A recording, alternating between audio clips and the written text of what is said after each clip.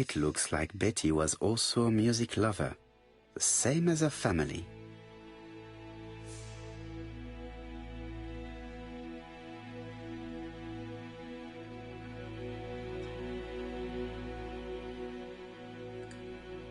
Without a doubt, Betty used to sing.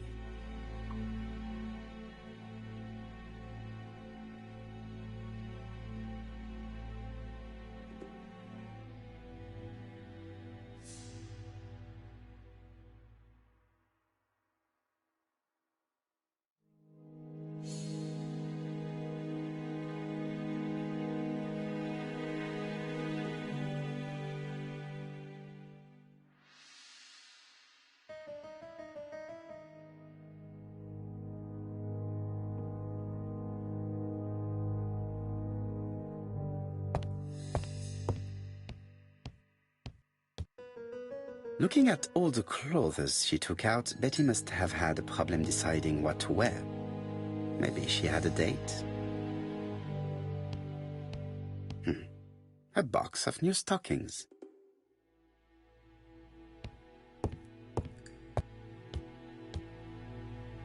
It looks like Betty has a very busy life.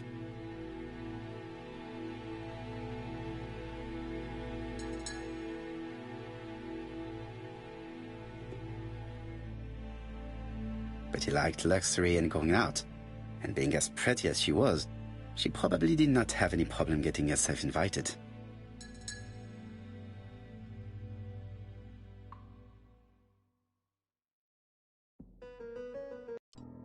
Something on this clock bothers me.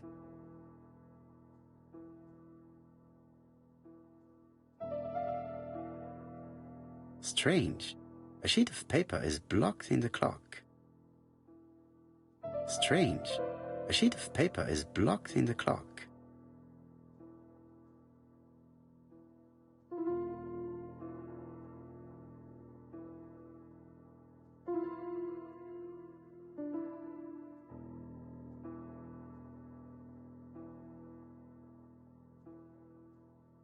This decoration appears to be firmly fastened.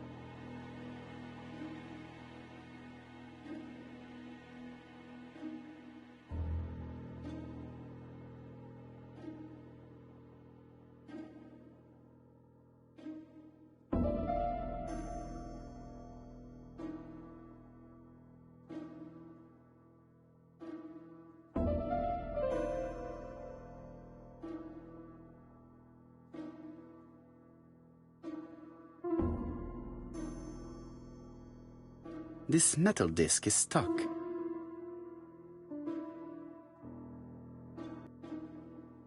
Don't think it serves to turn the hands.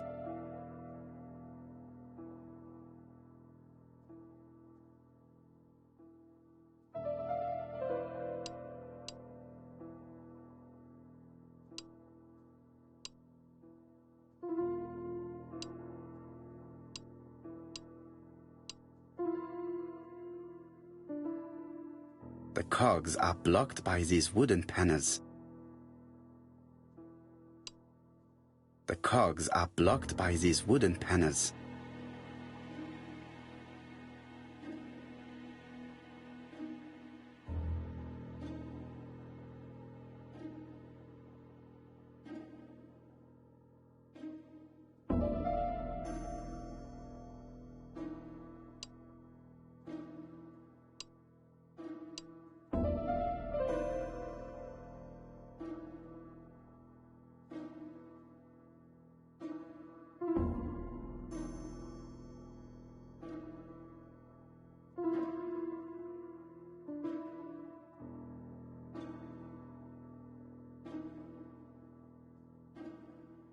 The cogs are blocked by these wooden panels.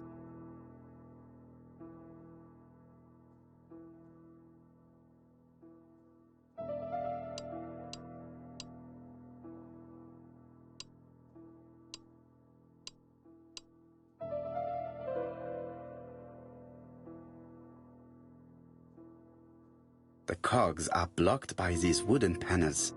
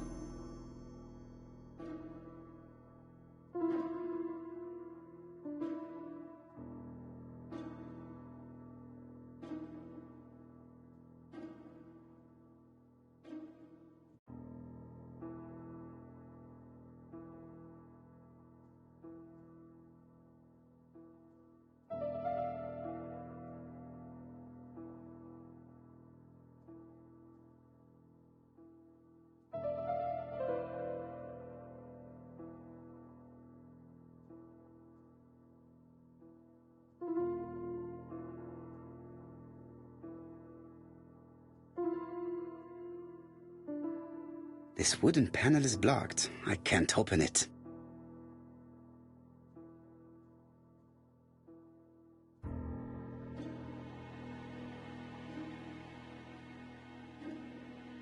This decoration appears to be firmly fastened.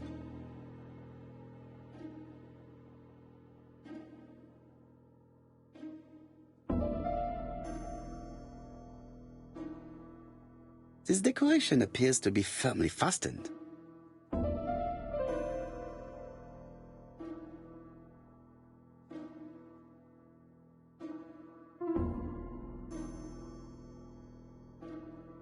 This wooden panel is blocked. I can't open it.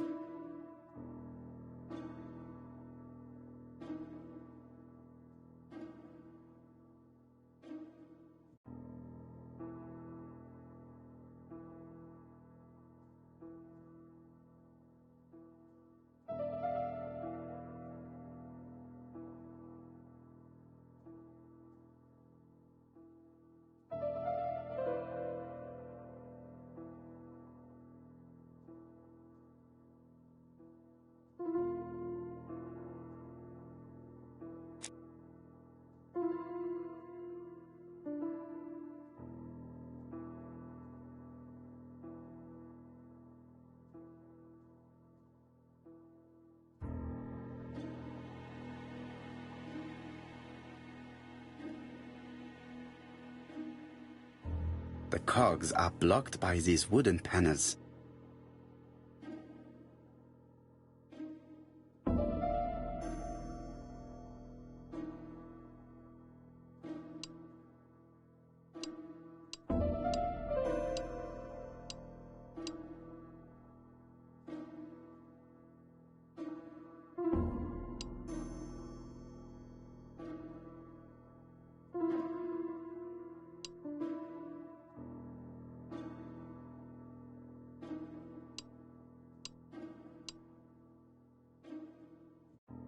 The cogs are blocked by these wooden panels. The cogs are blocked by these wooden panels.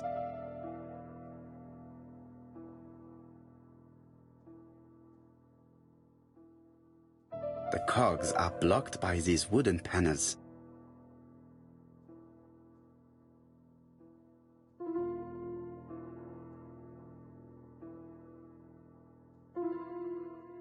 This metal disc is stuck.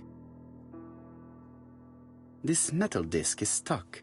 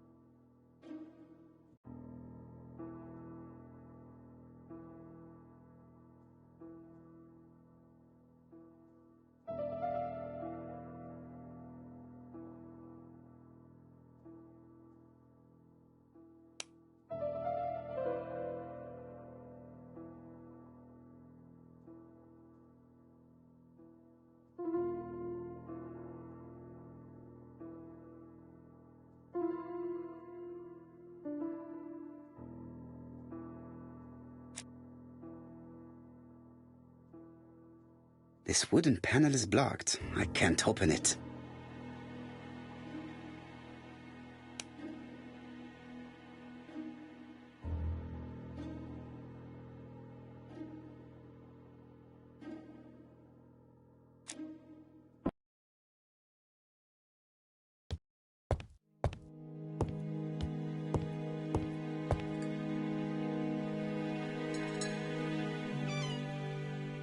This small key should be useful to me.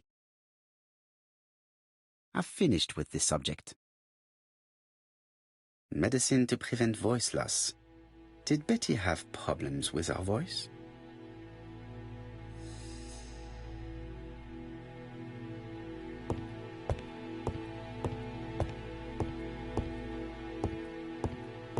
A record sleeve with an handwritten title.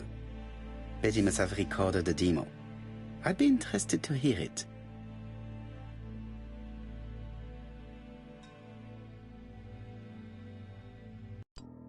Something on this clock bothers me.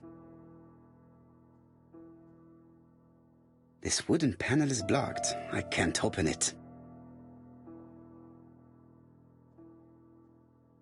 Strange. A sheet of paper is blocked in the clock.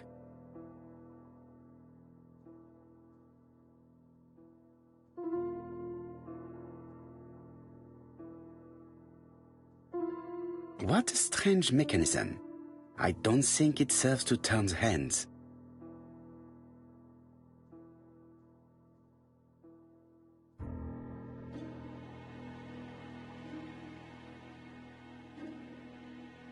The cogs are blocked by these wooden panels.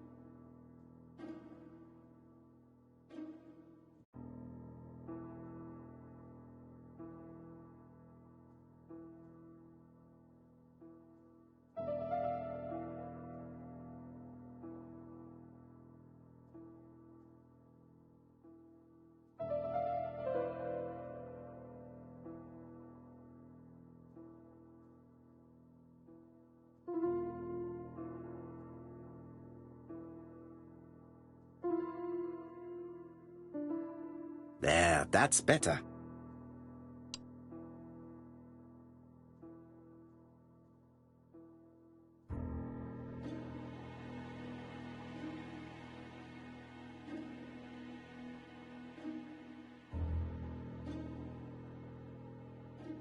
This metal disc is stuck.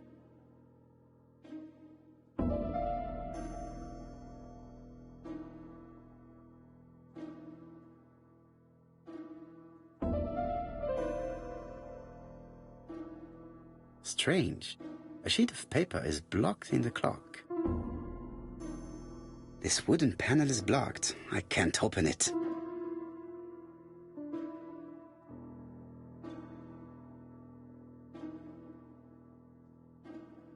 This decoration appears to be firmly fastened.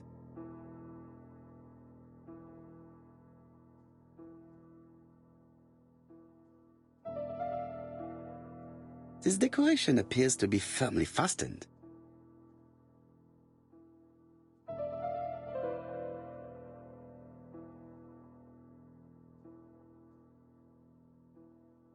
This decoration appears to be firmly fastened.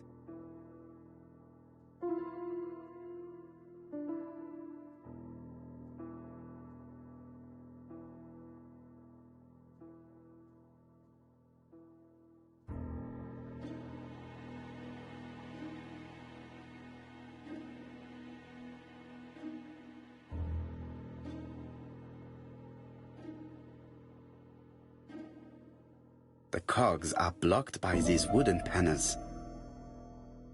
The cogs are blocked by these wooden panels.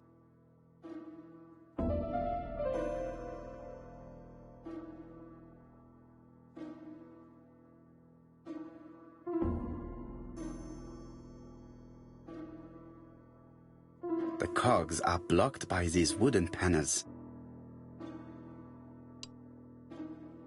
The cogs are blocked by these wooden panels.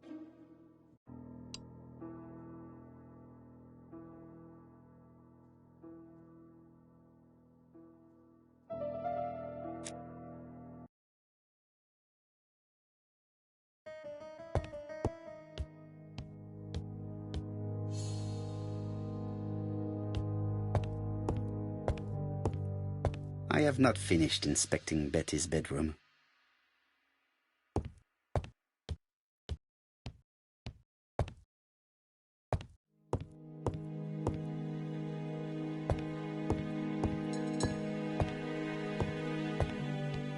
Betty liked luxury and going out, and being as pretty as she was, she probably did not have any problem getting herself invited.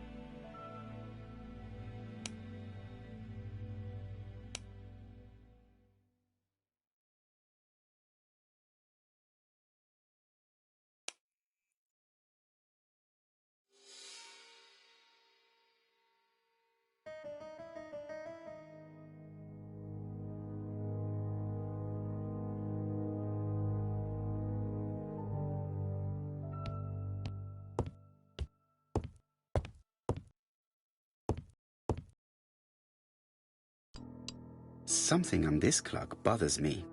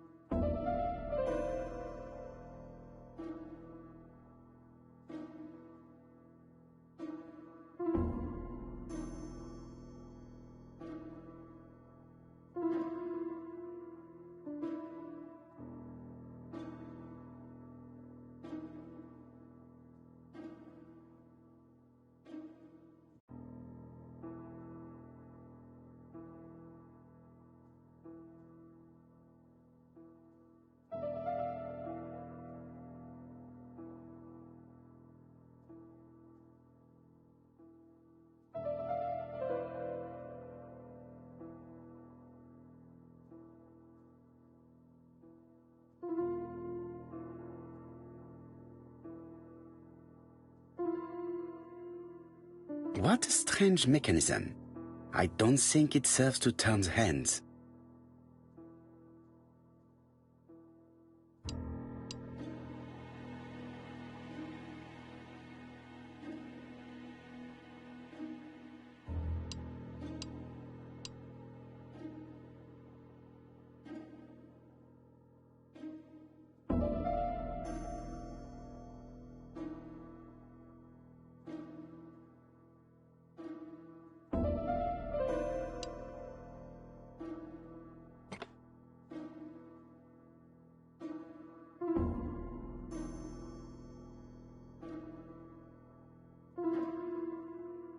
I definitely need an object to make these cogs turn.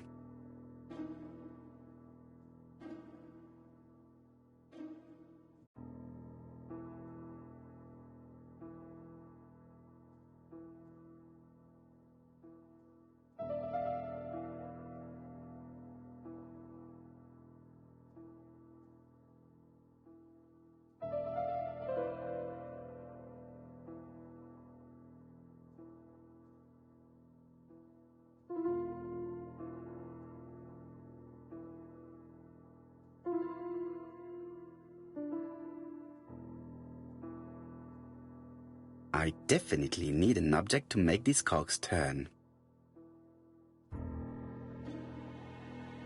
I definitely need an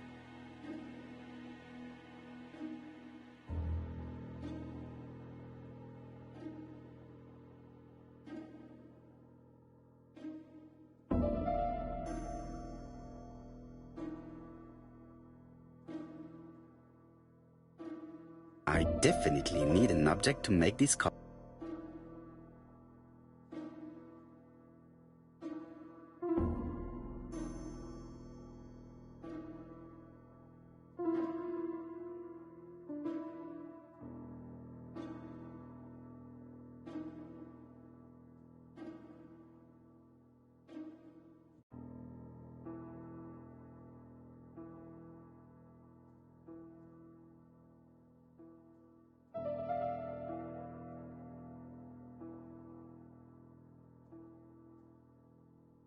I definitely need an object.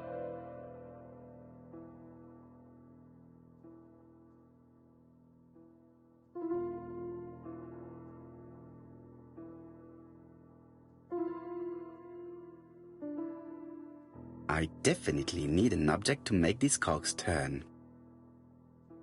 I definitely need an object to make these cogs turn.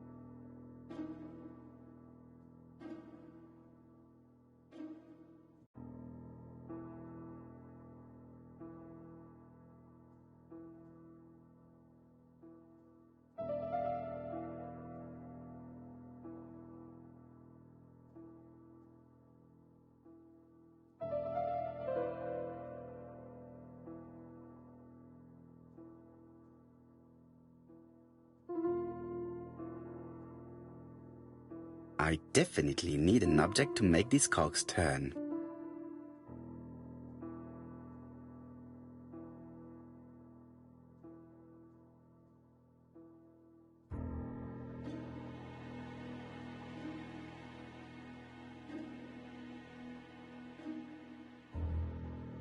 I definitely need an object to make these cogs turn.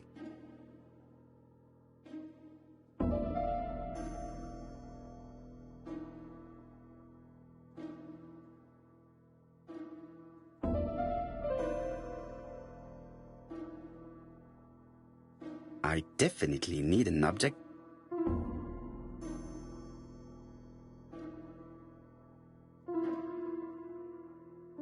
I definitely need an object to make these cogs turn.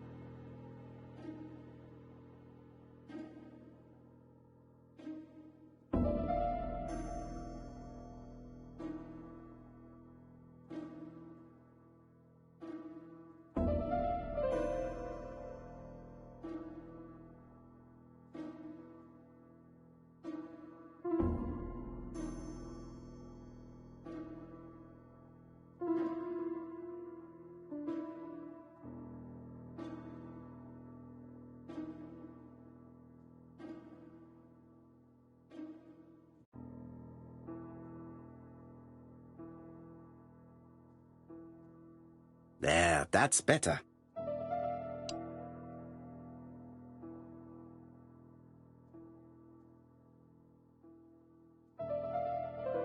This wooden panel is blocked. I can't open it.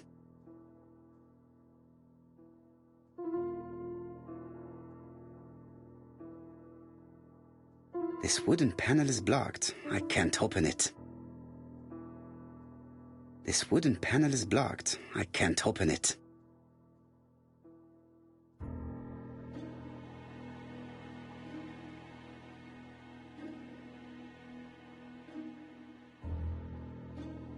This wooden panel is blocked. I can't open it.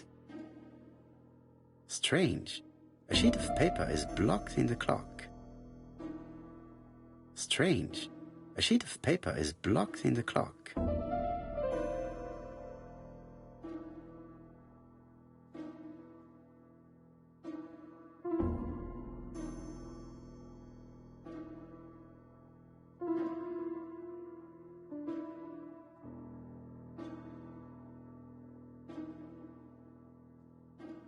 This decoration appears to be firmly fastened. This decoration appears to be firmly fastened.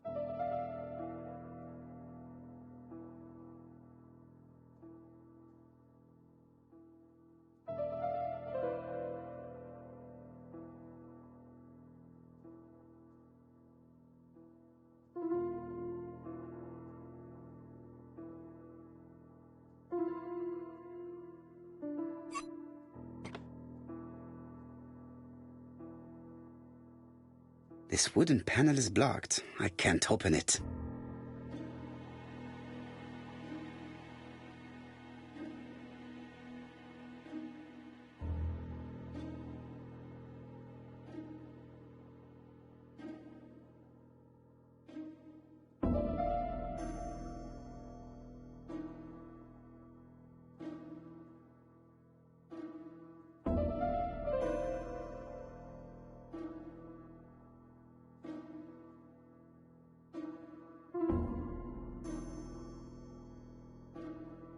This decoration appears to be firmly fastened.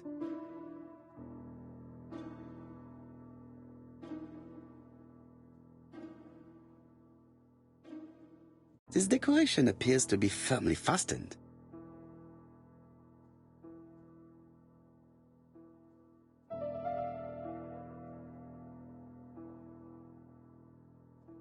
This decoration appears to be firmly fastened.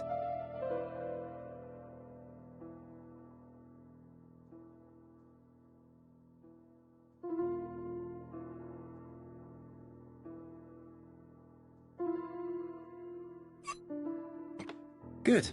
It should be possible to open the wooden panel. Look, a key.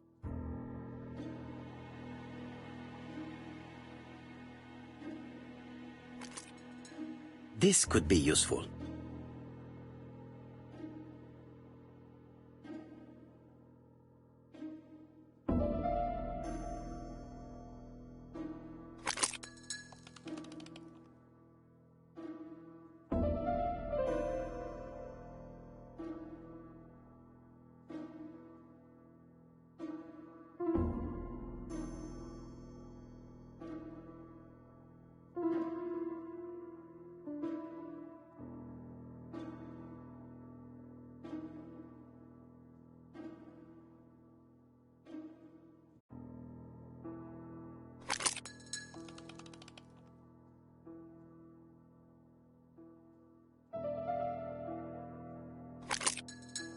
Ah, something clicked on the front of the clock.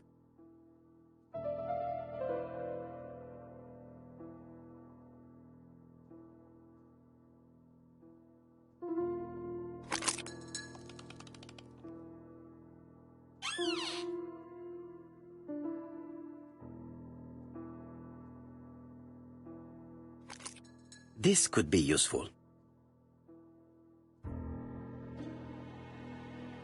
Betty, I enjoyed a wonderful evening in your company, and I hope that we will see each other again very soon. D. My dearest Betty, I know that your art is already spoken for, but you are the most beautiful dancer I have ever had the pleasure of meeting, and I am impatient to see you again. Adrian.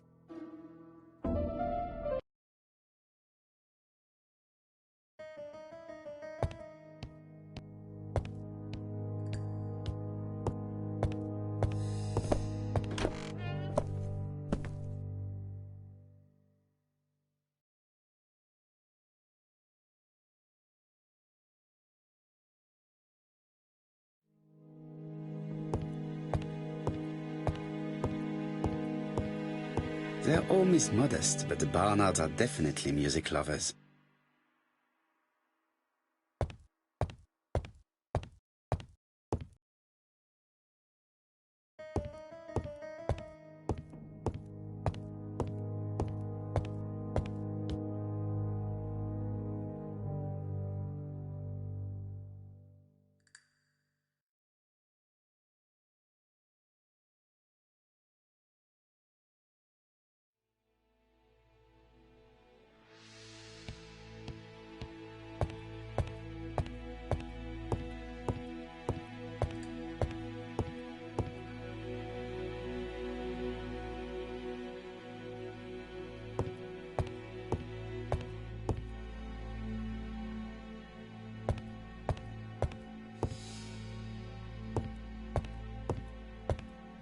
Family photos and files.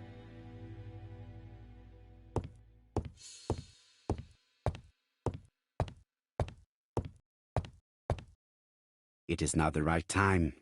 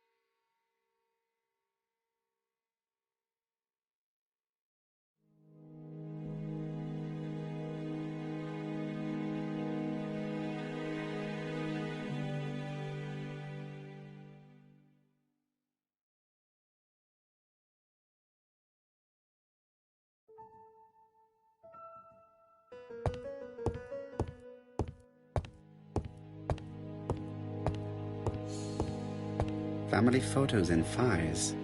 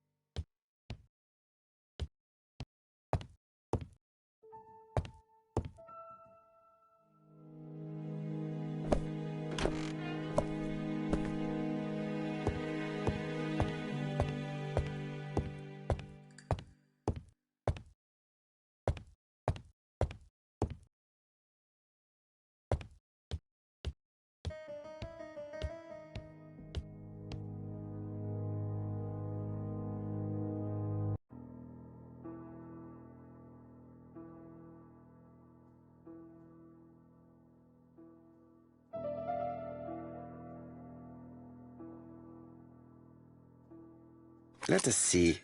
What is this cupboard hiding?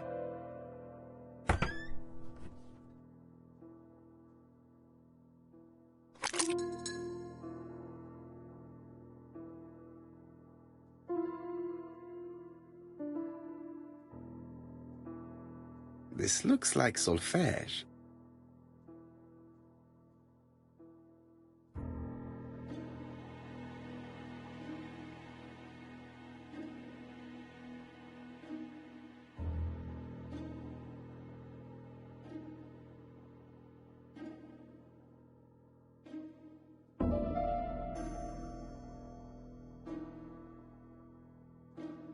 That doesn't work.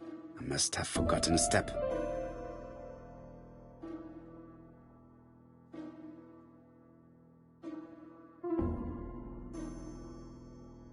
This looks like solfège.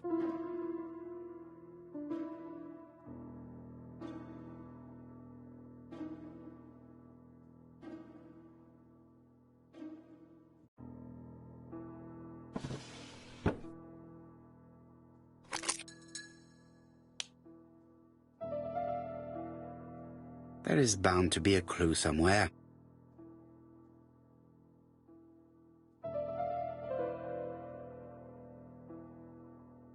I cannot open it. It looks like the mechanism is blocking it.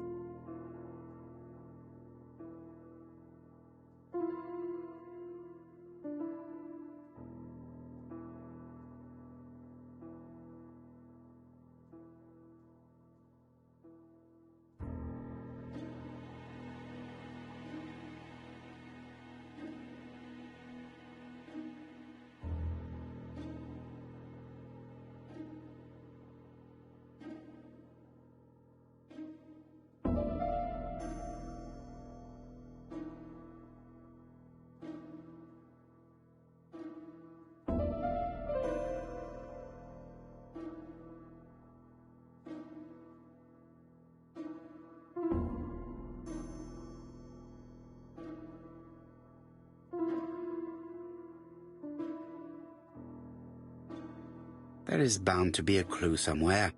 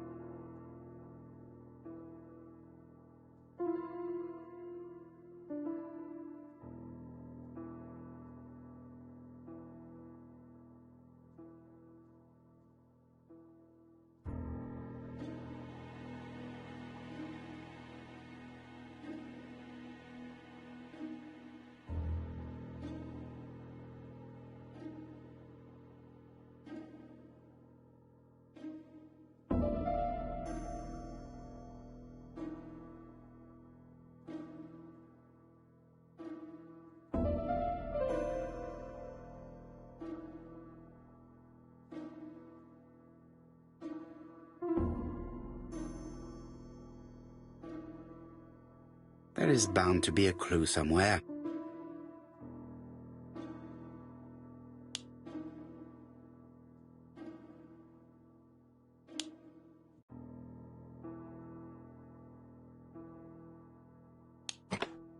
I heard the sound of a mechanism being triggered.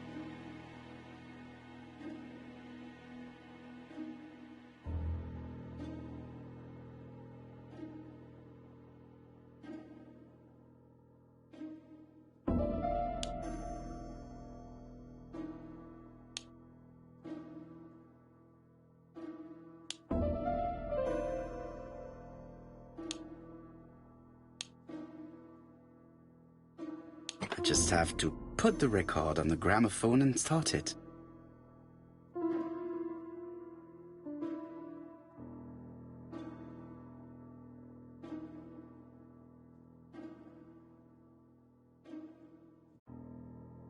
It looks like something goes in here.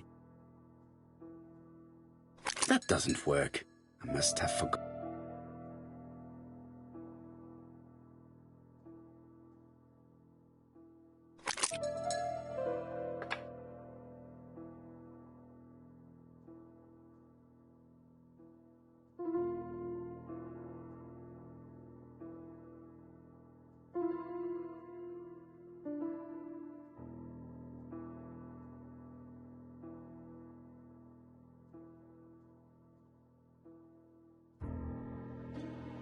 That doesn't work. I must have forgotten a step.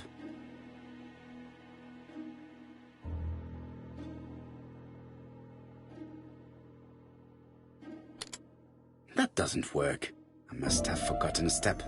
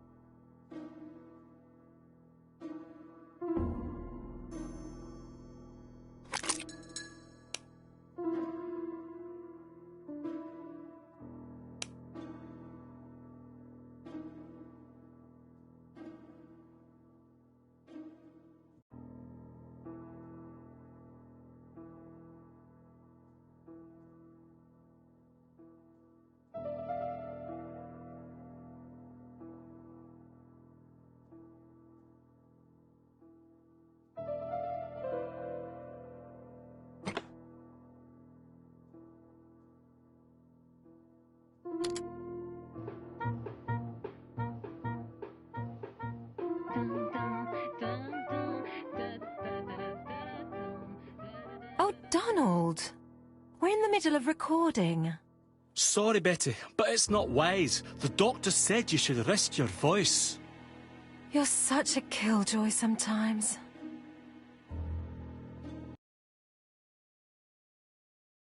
Betty was such a good singer. It's true.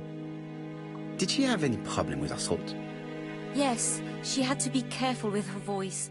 Of course, she didn't follow the doctor's advice. If Don didn't insist, she... Well, it's too late for all that now.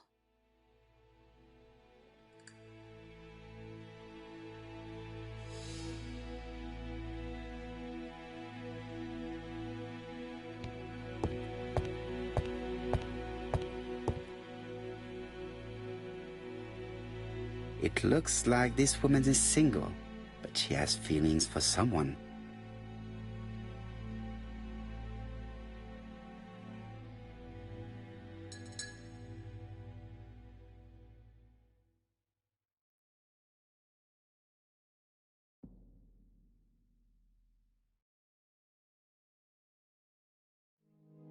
She is looking so intensely at this photo. But is it really her sister that she's studying in this manner?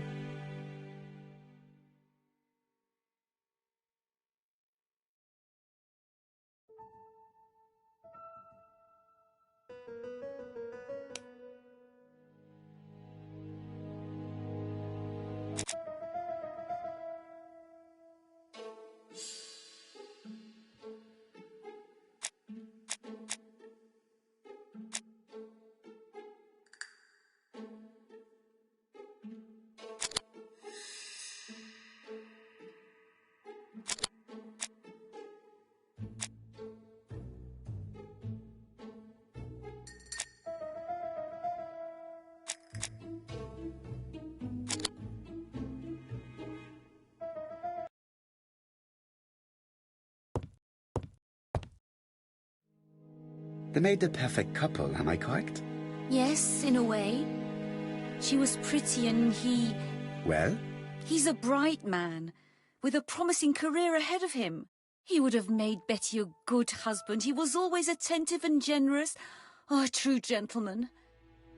I hear a note of envy in your voice. You must have heard wrong.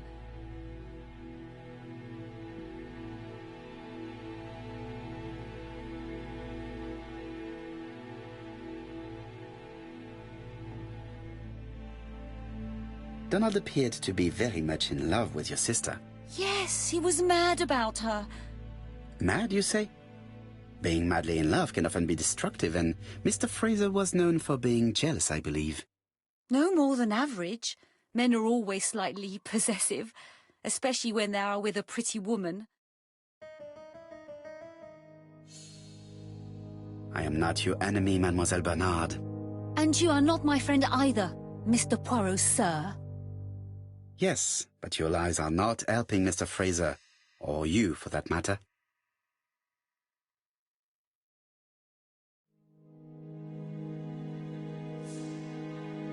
I know that Fraser was jealous, but I wonder why you feel the need to protect him. Protect him? I hope you're not suggesting...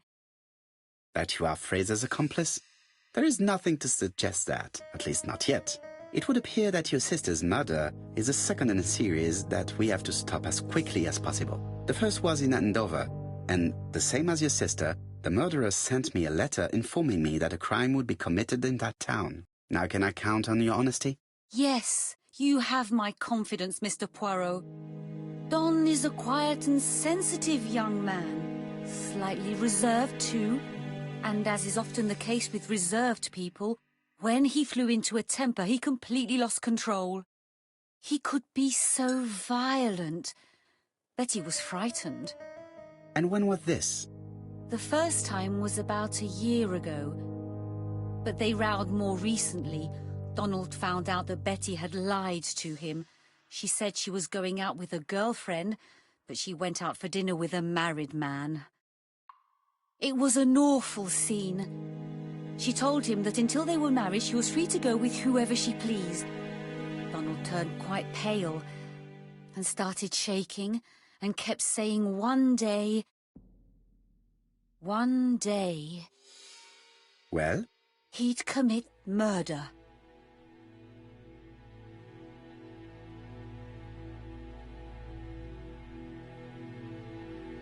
Do you think that is what happened? No, Mr. Poirot, I don't believe that. You yourself said he may be a recidivist madman. Don loved Betty with all his heart. I can't imagine for one instant that he would hurt her. Very good, Mademoiselle Bernard. Thank you for your help.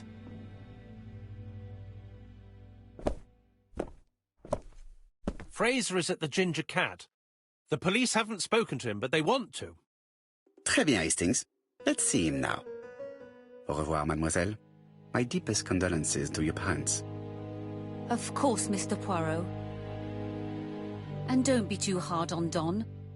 He's more fragile than he looks. If you say so.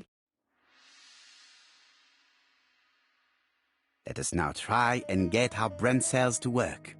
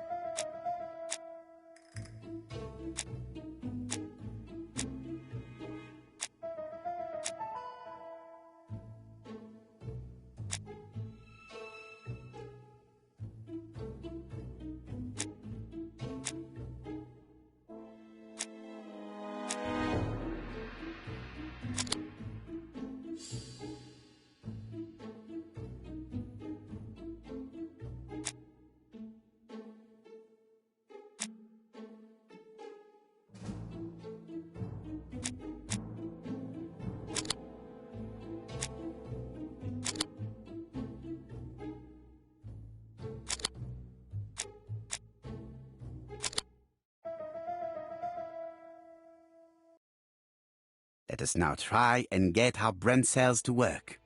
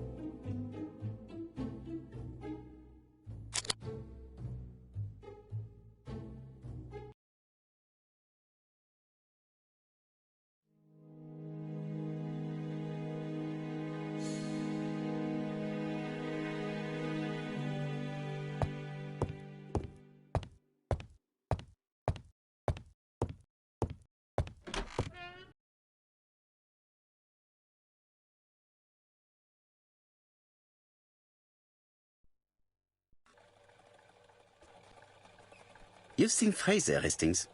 What is your feeling? He's a big chap. Fragile isn't exactly the word that springs to mind. I talked to his landlady before seeing him. She went to bed at 11. Fraser wasn't home yet. Bien.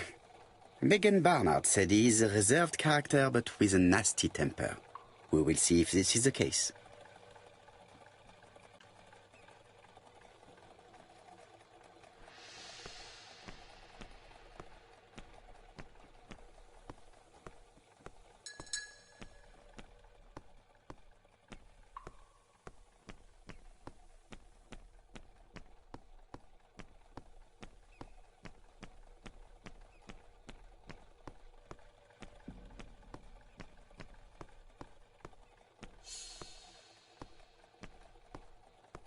I fear that this case is far from being solved. Come on, Poirot. You'll find the killer. Certes. But how many times will he kill before I do?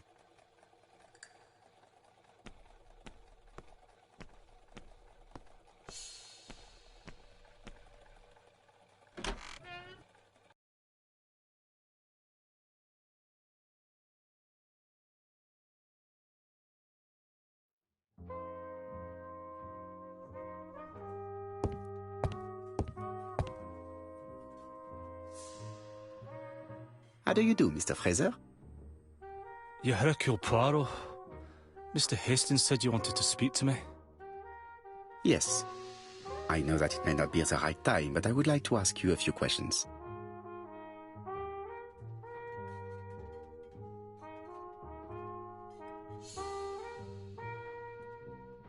This man looks suspicious.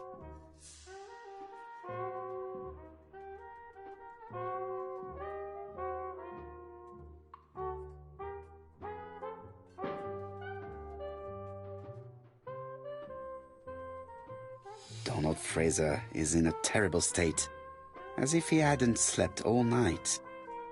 And he's drinking White Horse.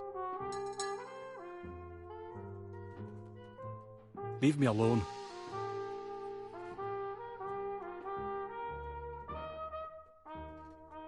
Tell me that it's a mistake. That Betty isn't dead. Sadly, your lady friend has been murdered, Mr. Fraser. Oh, Betty, if only you'd listened.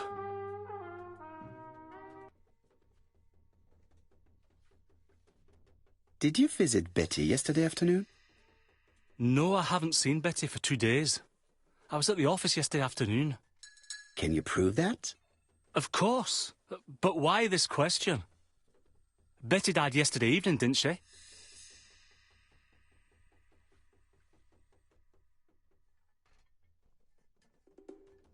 Yesterday, a guest came to the Ginger Cat alone and ordered a White Horse whiskey, and by the look of it, you also appear to be fond of this brand.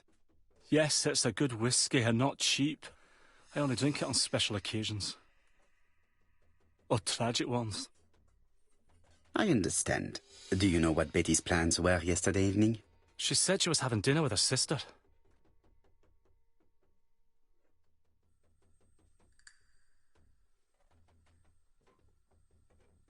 Yet, Megan only returned to Bexhill this morning, Mr. Fraser. I didn't know. Right. May I ask you what you were doing yesterday evening? I spent the evening working. Your colleagues can confirm this? No, I often take work home with me.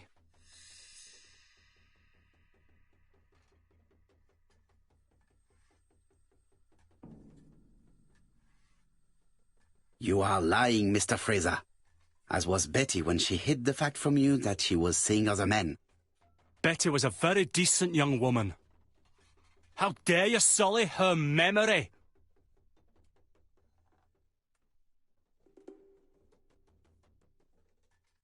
Please excuse me if I appear to be brutal. I understand that this is a difficult time for you. So you understand why I don't feel like talking, Mr. Poirot?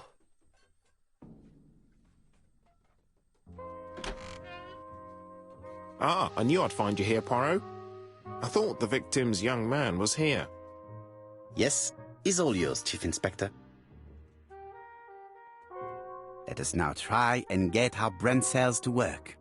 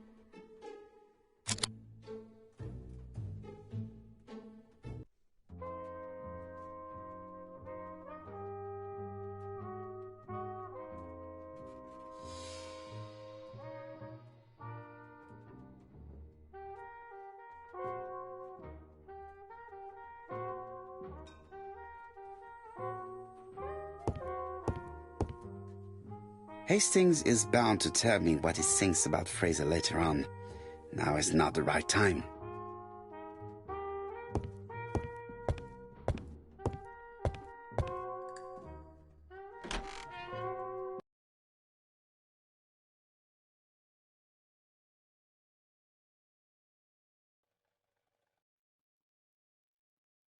Fraser doesn't have an alibi and he's extremely jealous. You are very skilled at summing up. And yet you haven't asked Jap to arrest him. It is too soon. But I agree, without the letters announcing the crimes, Fraser would already be behind bars. Bon, I think we have enough elements. Let's reconstruct the events at the scene of the crime. I can't imagine how the murderer wasn't seen, though. Surely she must have struggled. Let us try and imagine the scene.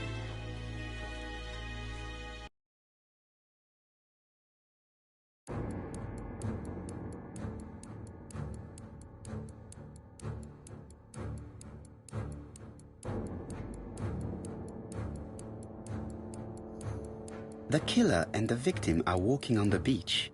Miss Betty has a bag, a belt around her waist, and carries her shoes in her hand. Both of them walk slowly to hut number 5.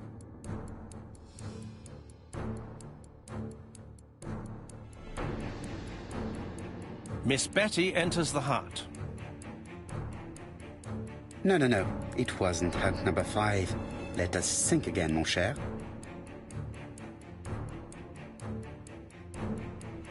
The killer and the victim are walking on the beach. Miss Betty has a bag, a belt around her waist, and carries her shoes in her hand. Both of them walk slowly to hut number 5. Both of them walk slowly to hut number 6.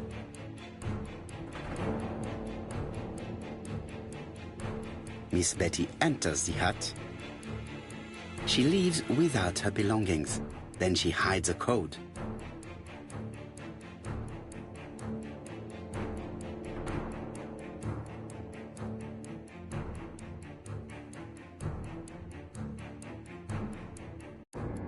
They keep walking. Then she removes her belt. The murderer moves behind her and then attacks her by surprise. The body falls, lifeless, on the sand. Everything appears to match the crime scene, mon cher Hastings. That is exactly what happened.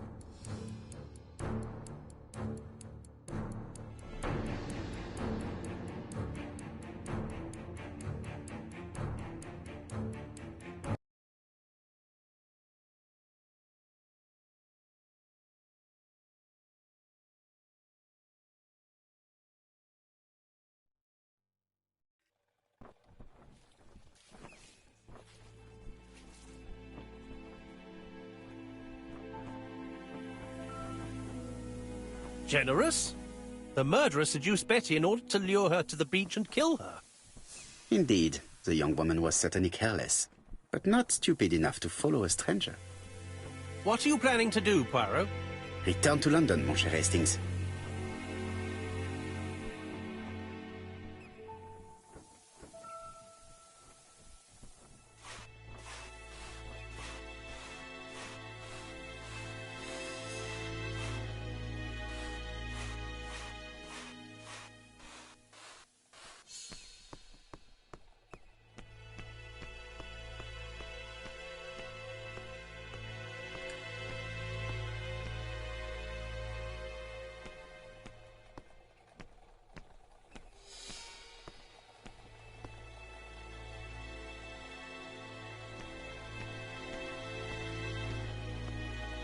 Right, back to London.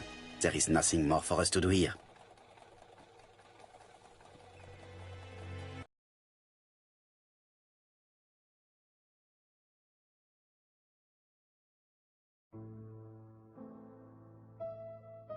Jap has decided to reveal details to the press. The alphabet murder is now famous. It is not a bad idea.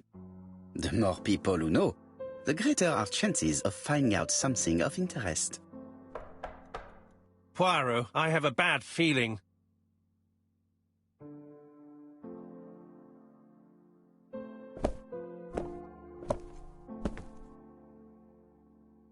Poor Mr. Poirot, not so good at these little criminal matters as you thought yourself, are you? Rather past your prime, perhaps. Let us see if you can do any better this time. This time, it's an easy one. Churston on the 30th. Do try and do something about it. It's a bit dull having it all my own way, you know. Good hunting. Ever yours, ABC.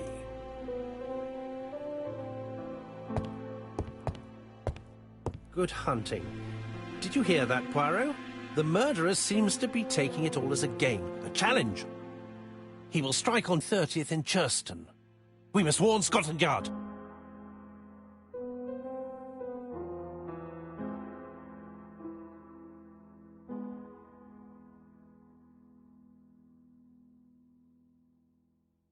No time to lose. We must prepare our suitcases for Churston. Mon Dieu, it is already 10 o'clock. I will call Scotland Yard immediately.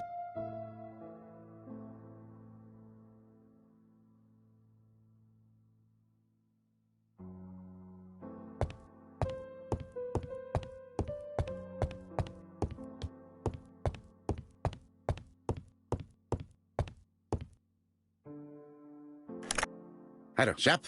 We received a new letter from ABC in the 10 o'clock post.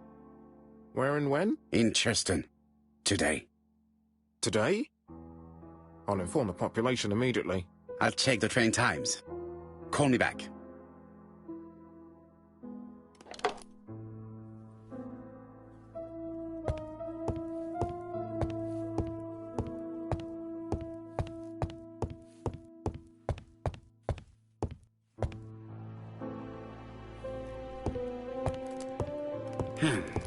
Miss Hastings tore the envelope.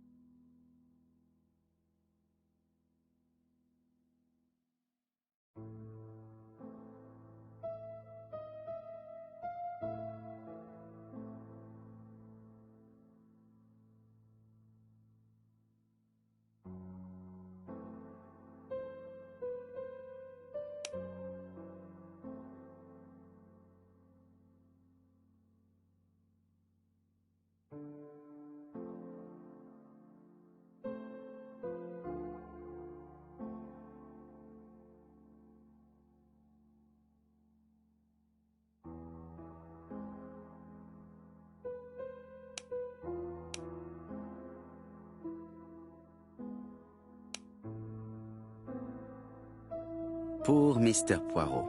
Not so good at these little criminal matters as you...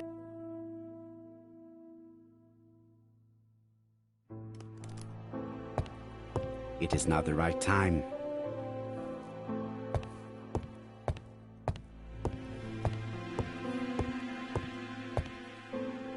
Hastings, what you are doing is an absolute disaster. That is no way to pack suitcases. Heavens, we must hurry. We have to get to Churston before the murder.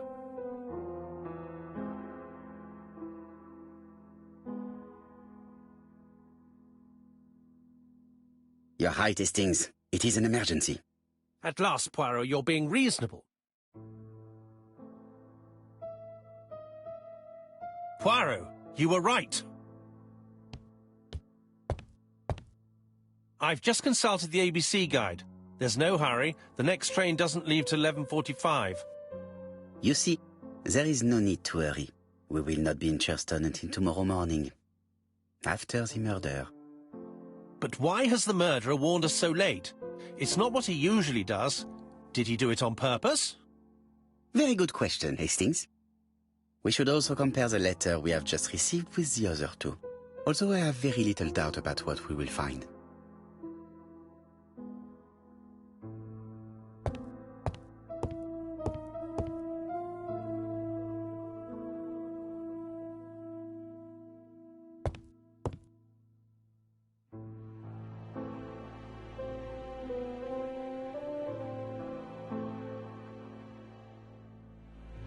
Hastings' photo album.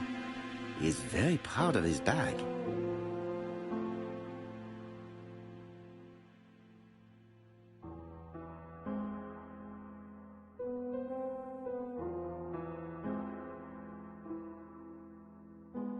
We've missed the 6:45 train, but we have plenty of time to catch the night train.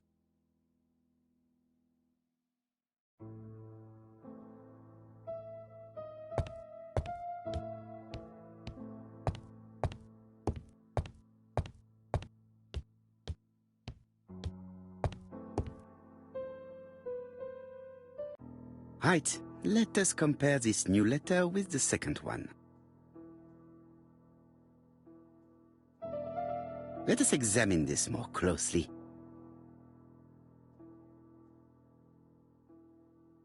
Certain characters in the two letters may have similar defects. Yes, this I is weird.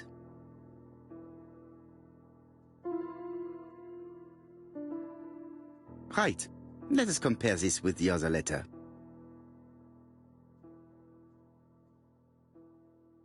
Yes, the I characters in the two letters do indeed have the same defects.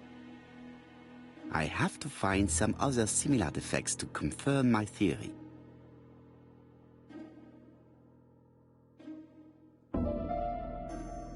Yes, the A appears to be quite unusual. Right, let us compare this with the other letter.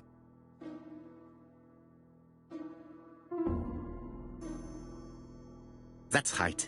The A characters in the two letters do indeed have the same defects. I have to find some other similar defects to confirm my theory.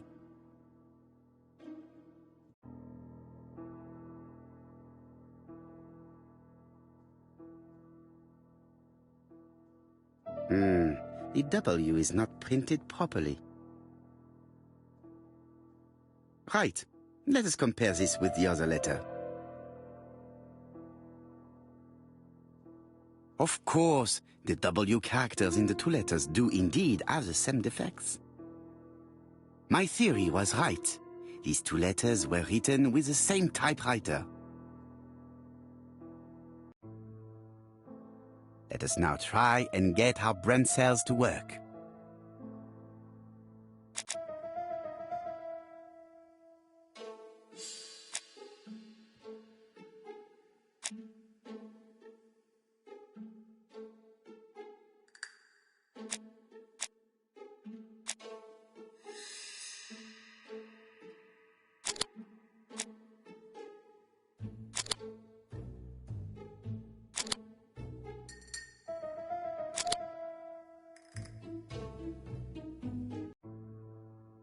The letter should have arrived in time.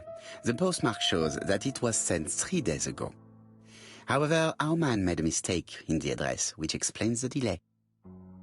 All the same, the post office took their time correcting the error. Come on, Poirot. Your address is not quite as well known as that of Scotland Yard. Poirot, the telephone.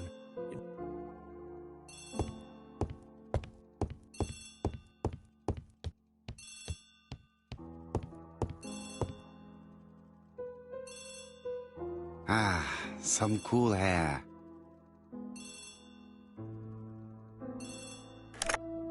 I have some news from Churchton. Bad news, I'm afraid. Sir Carmichael Clark was murdered while out on his evening walk. Sir Carmichael Clark. The name is familiar to me. He was a famous throat specialist, one of the best in London. A wealthy man, he retired to Combside, a beautiful house by the sea. He collected antiques. Are you going there? Yes, let's meet on the train.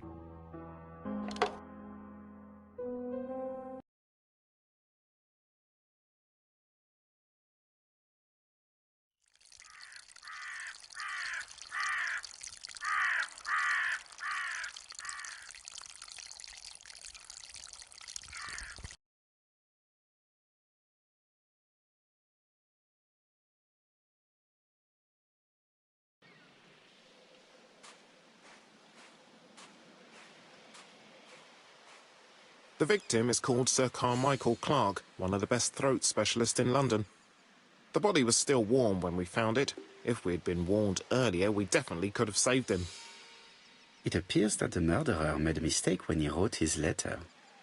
A mistake? Lucky for him. And what if he did it on purpose? No. He's defined his madcap rules and he's sticking to them. It's a matter of pride for him. Shall we go up to the house, Poirot? You go, my friends. I will come soon.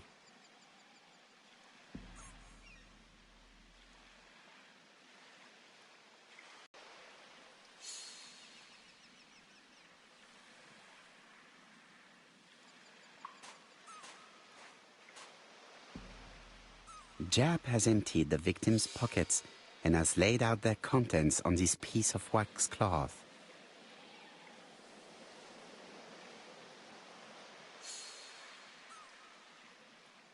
It is pointless.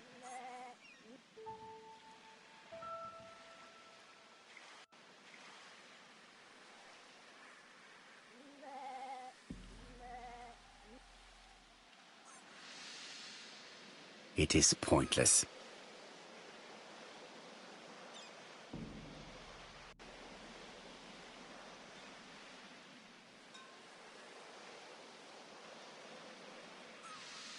A signet ring, very probably with the Clark family's coat of arms.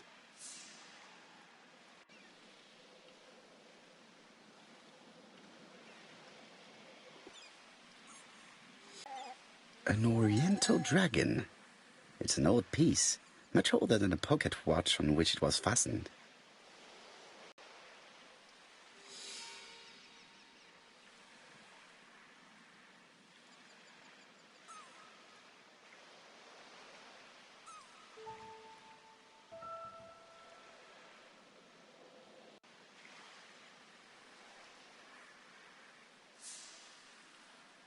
An ABC guide. The murderer's customary signature, covered in blood this time.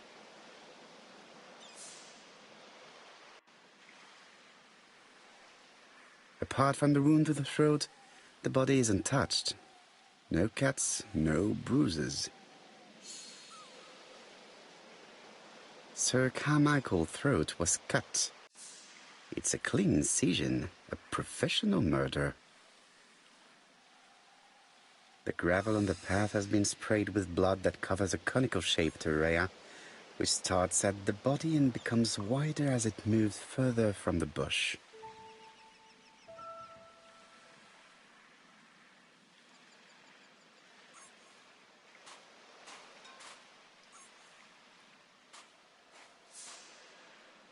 The body is just in front of a bush, one of the only bushes in the surrounding area.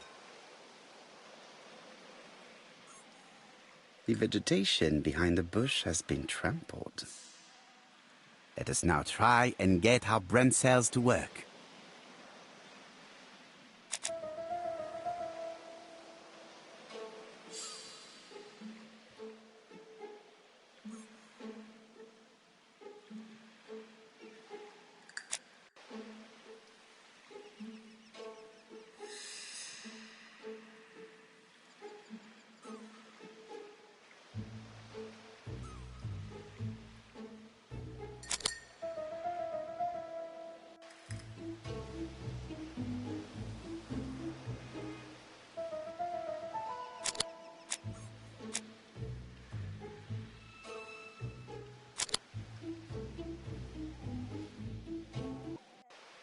Sir Carmichael had his back to the bush when the killer cut his throat from behind.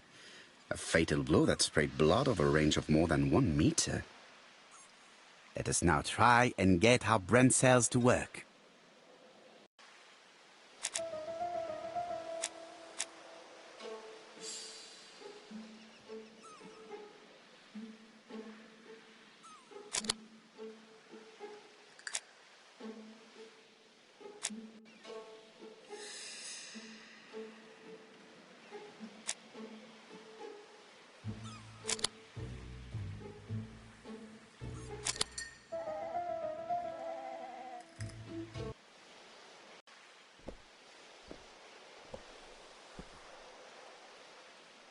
Have you finished, Poirot? Chief Inspector, many questions remain unanswered, but I am certain of one thing.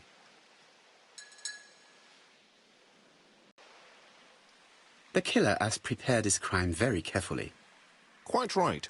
He must have known Sir Carmichael's movements well to plan such an attack.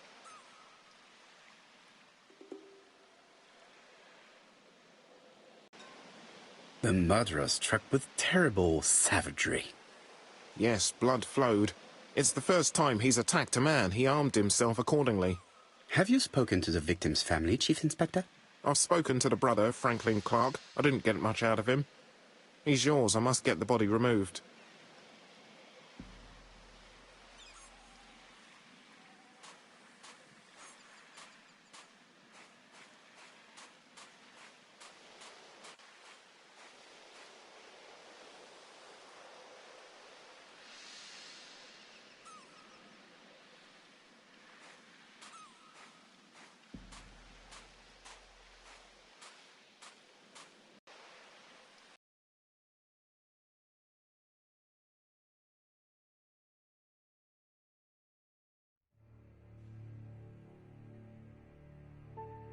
To be honest, this inspector seems rather obtuse.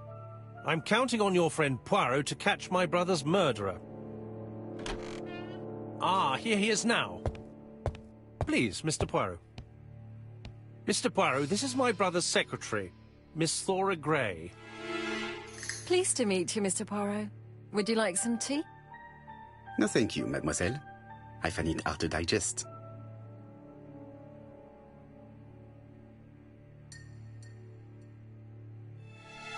It is now the right time. Hastings does not like very hot tea.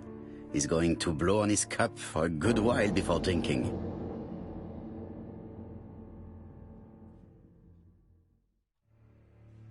There is something very viril about him.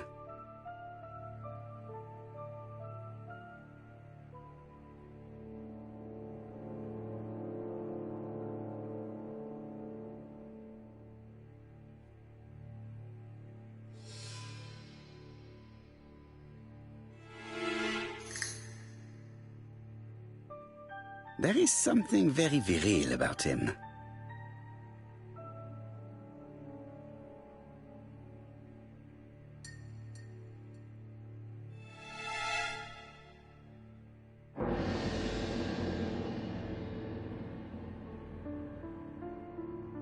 Franklin Clark is an adventurer, the sort of man that women like.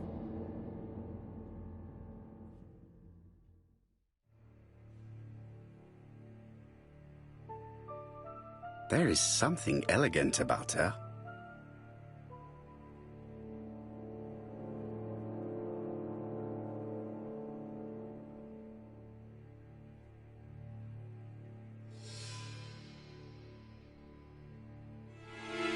She has good taste, except perhaps in her choice of jewelry.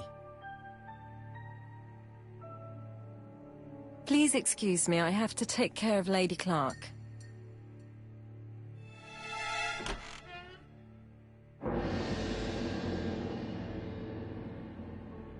My brother's wife is gravely ill.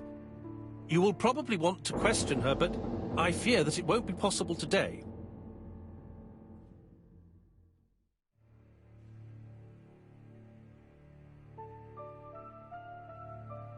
Of course, I understand. Someone set a trap for your brother. Who was familiar with his habits? Everybody knew he took his evening walk at 8:30, and that he always followed the same path.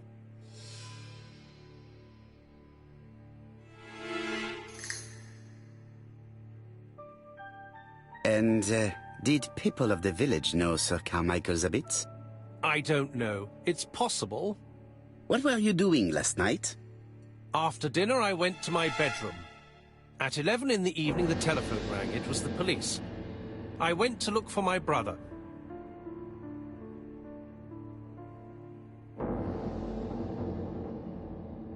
Was it your favorite novel? The Railway Children by Edith Nesbit. I know it's a children's book, but it's enthralling. So it was you who found the body? Yes, along with the gardener. Have you seen any strangers around the house recently? No. As far as I know, nobody has been near the house.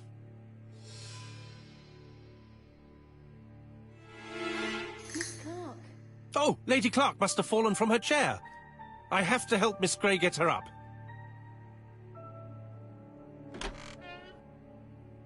Hastings, while our host is gone, let's examine the drawing room. But, Poirot, a gentleman shouldn't... I take full responsibility. All you have to do is to leave the drawing room door ajar and let me know if anyone is coming.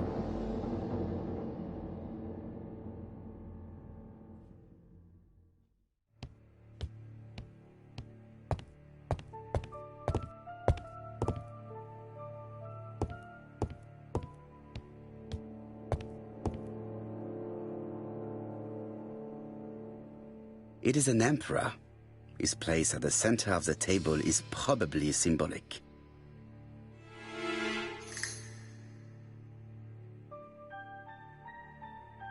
Dragon, dragon, dragon. Sir Carmichael showed himself to be very consistent in his collection's theme. A tiger.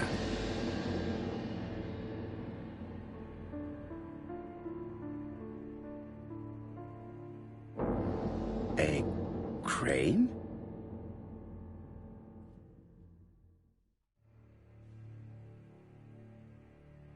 A dragon.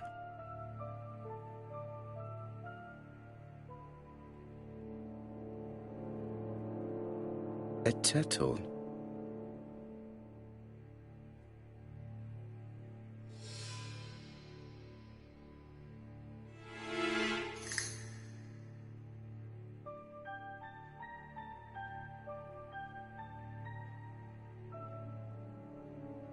Comside's private collection, purchases since 1920.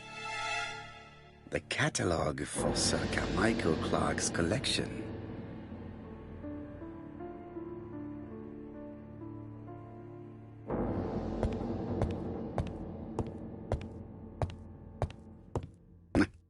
I'm not going to leave now.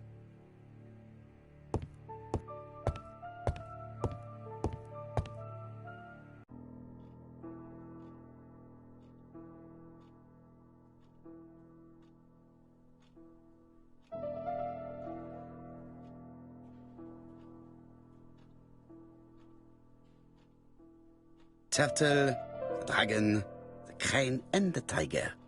I think I've already seen this motif somewhere.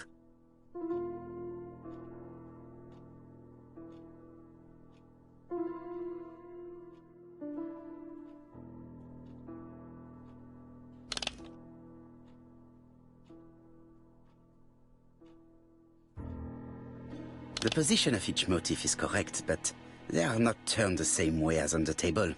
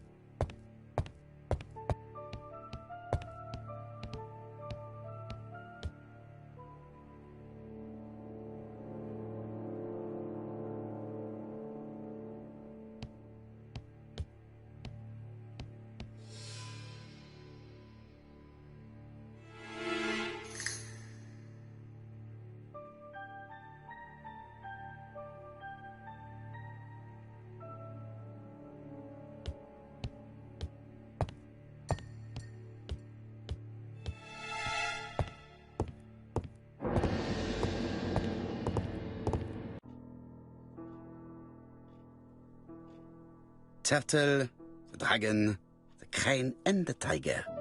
I think I've already seen this motif somewhere.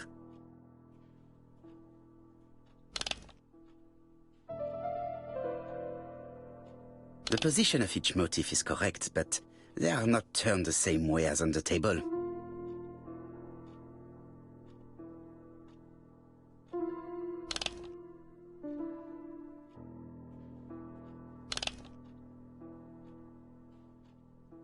The position of each motif is correct, but they are not.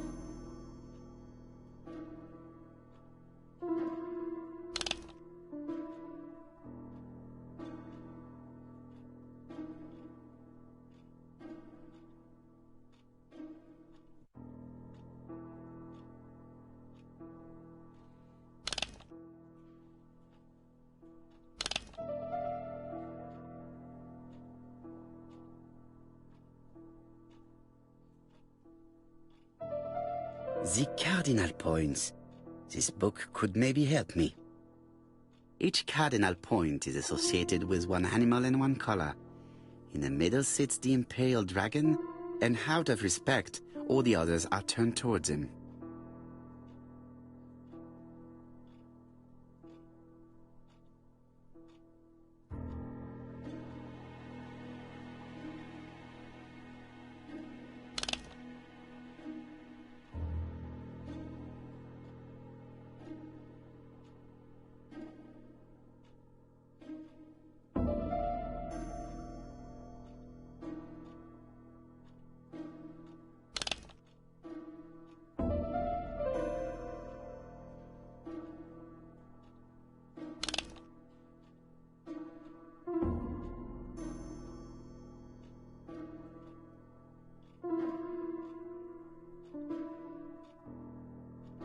Each cardinal point is associated with one animal and one color.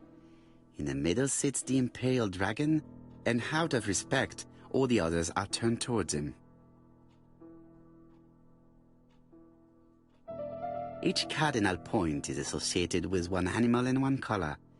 In the middle sits the imperial dragon, and out of respect, all the others are turned towards him.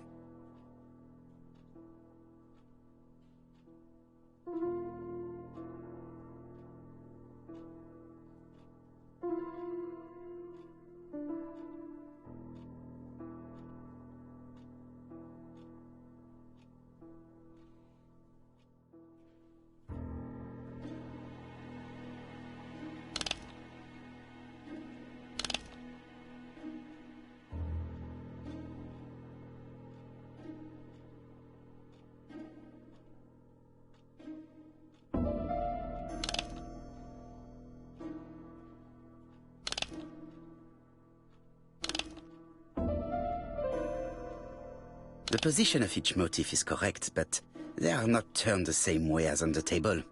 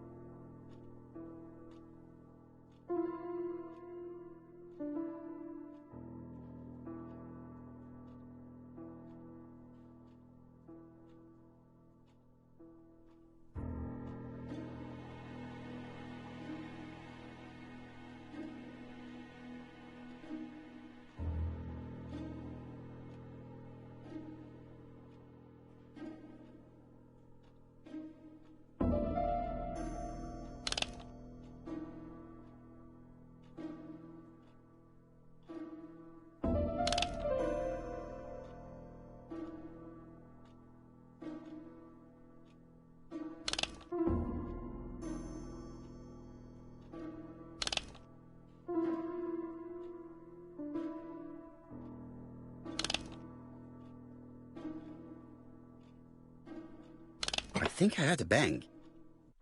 Could it be this cupboard? This is interesting.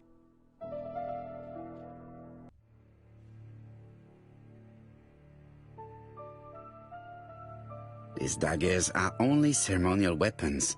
I do not think that the crime weapon is here.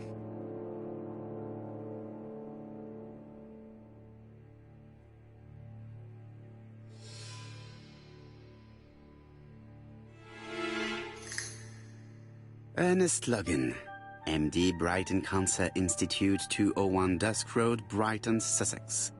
To Sir Carmichael Clark, MD, Comside Churton, Devon. Brighton, 1935, January the 5th. As a man of science, I owe it to you to be completely frank. Lady Clark, your wife is suffering from a generalized terminal cancer. I confess I didn't suspect anything like that during the first exams. But with the test results I have received today, there is unfortunately no place for doubt. I estimate that Lady Clark's life expectancy is no more than 1 year. Hospitalization would not help in her case, so I advise you to keep her at home and provide her with as much morphine as required to ease her last moments. Yours sincerely, Ernest Logan.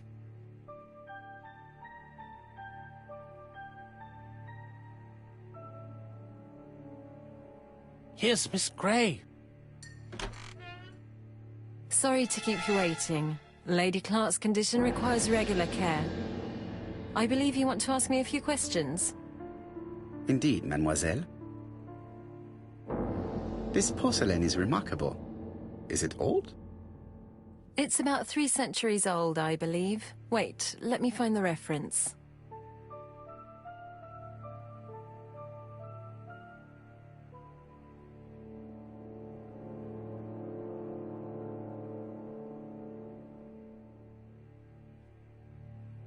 She appears to be very flustered.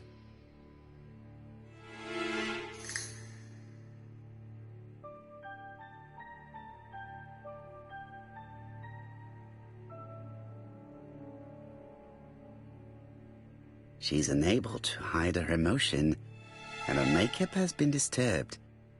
I think that this young woman has just been kissed. Here? Teapot with black dragon, Gangxi period, end of the 17th century. It is a rare piece with unusual colors. You have a good knowledge of art history. Acquired while working with Sir Carmichael. I used to help him manage his collection and choose his new acquisitions.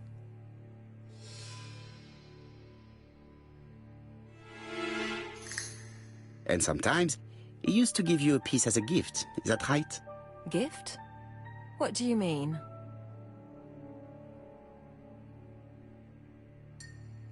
I am referring to your medallion. But that's absurd. Sir Carmichael never gave me any such thing. Have you seen any strangers hanging around in the past few days? No. Nobody has been near Comside. What were you doing yesterday evening at the time of the murder? I was sleeping. I was woken by the telephone at 11. I heard Franklin Clark speaking with the gardener. They left with some lanterns and they found the body.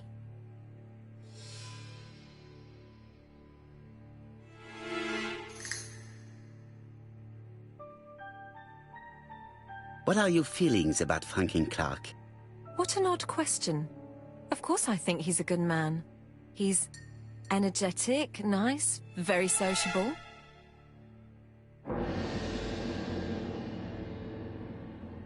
Miss Grey, if I may be so bold, please do not take offence. My friend has rather unusual methods, but all he wants is to find the murderer.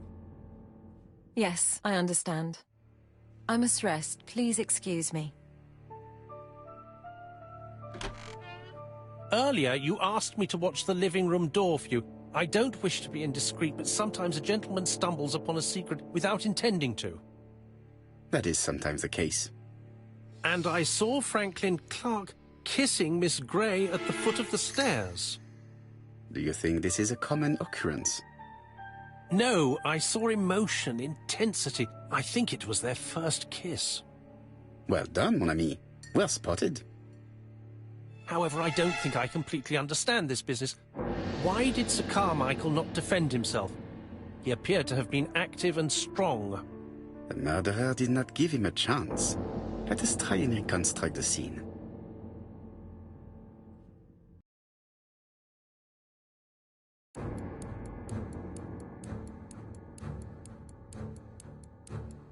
Sir Clark is taking his customary walk.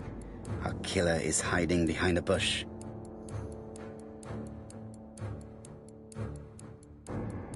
The old man walks quietly along the gravel path.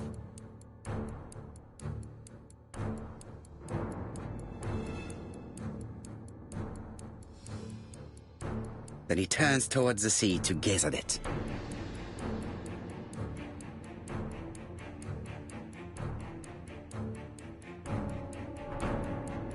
The killer leaves his hiding place on the right-hand side. He approaches silently over the grass. Then he throws himself on his prey and cuts the poor man's throat. He then lays down the ABC before leaving. Everything appears to match the crime scene, mon cher Hastings. That is exactly what happened.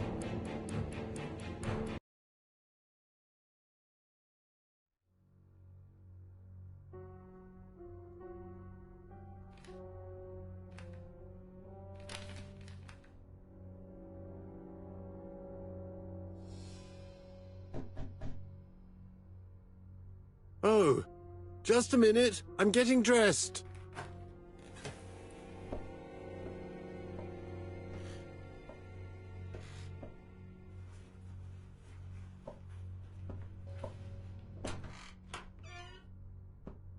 Mr. Kirst, have you recently returned from Churston?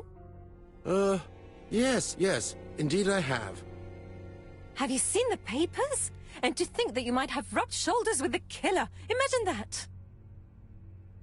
Mr. Kirst, are you all right? You don't seem well.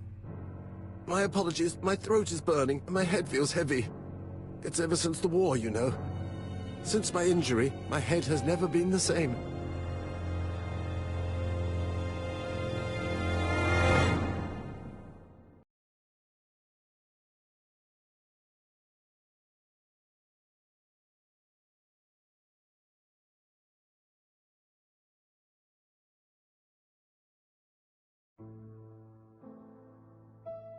Poirot, it's a pleasure to be with you again after all these years. I looked for a gift to thank you, and I found this propelling pencil. An authentic collector's item. You spoil me, mon ami. And you more so by sharing investigations. Do not underestimate the help you are to me, Hastings. Intellect is not everything. There is also goodwill, and you are not short of that. Later, I will ask you to help me tidy up the room and bring some chairs. Our guest will be here soon. Ah, is Thora Grey coming? Naturally. She is a fascinating young woman, n'est-ce pas? Oh, come on, Poirot. I'm a married man. And Miss Grey has already been courted by Franklin Clark. Poirot, our guests will be here soon. We must prepare ourselves.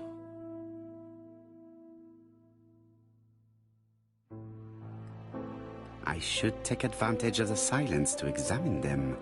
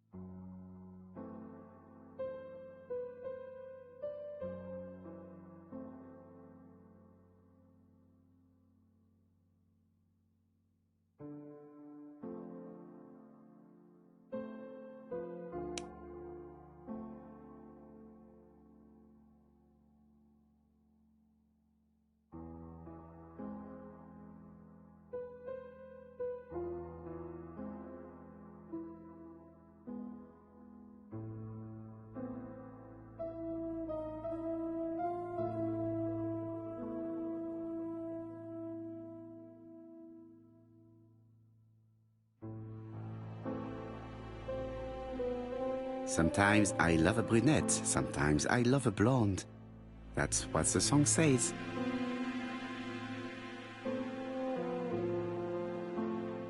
The song says, sometimes I love a blonde who comes from Eden by way of Sweden. But I am not sure that this blonde is an angel.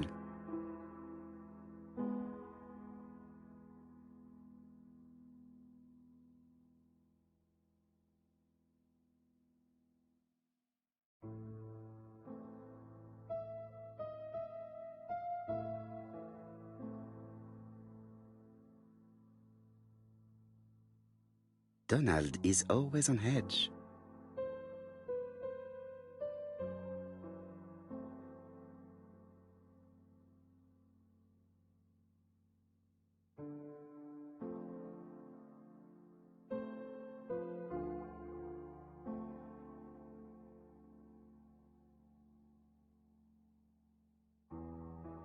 Leave me alone.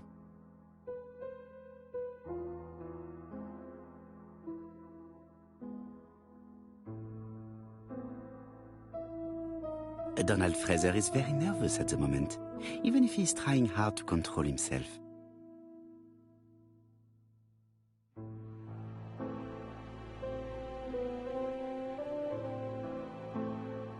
She appears to have taken more care with her appearance than the last time.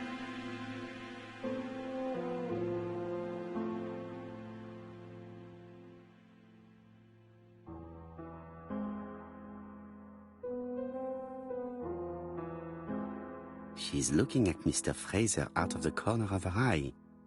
Did she make herself beautiful for him?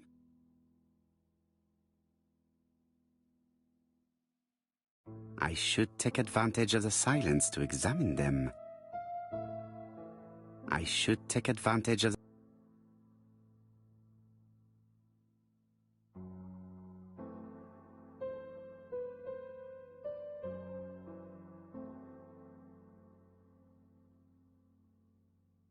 Sometimes I love a brunette, sometimes I love a blonde. That's what the song says. I should take advantage of the silence.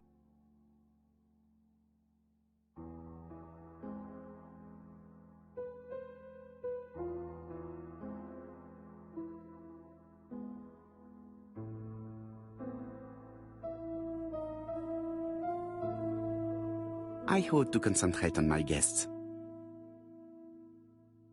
Franklin Clark always seems at ease, regardless of where he is. Something that's unique to people who travel. I wish to thank you all for coming. I wanted to bring everyone close to the victims here in order to unmask the murderer. Get to the point, Mr. Poirot. What do you want from us? You are an intelligent woman, Mademoiselle Barnard, and I'm sure that you have already understood my intentions. You think that if we put our heads together, we might come up with something new? I am convinced of it. What I ask is that you search your memories. The murderer must have left some trace. Yes, he must have prepared his crimes very carefully. Tout à fait. He did not get to Bexhill at midnight in order to strangle a young girl whose name, by chance, starts with P. Must we go into that? No, of course. Not if it makes you uncomfortable. Come on, Mr. Poirot. I imagine we all feel terribly uncomfortable about these murders. It's true. We've to catch the killer, not be spared the gory details. Mr. Fraser, please get a grip on yourself. Well, I want to help you, but I don't remember anything else. Nothing I haven't already said. And you, Mademoiselle Barnard, did your sister say if she was seeing another man? She never would have told me.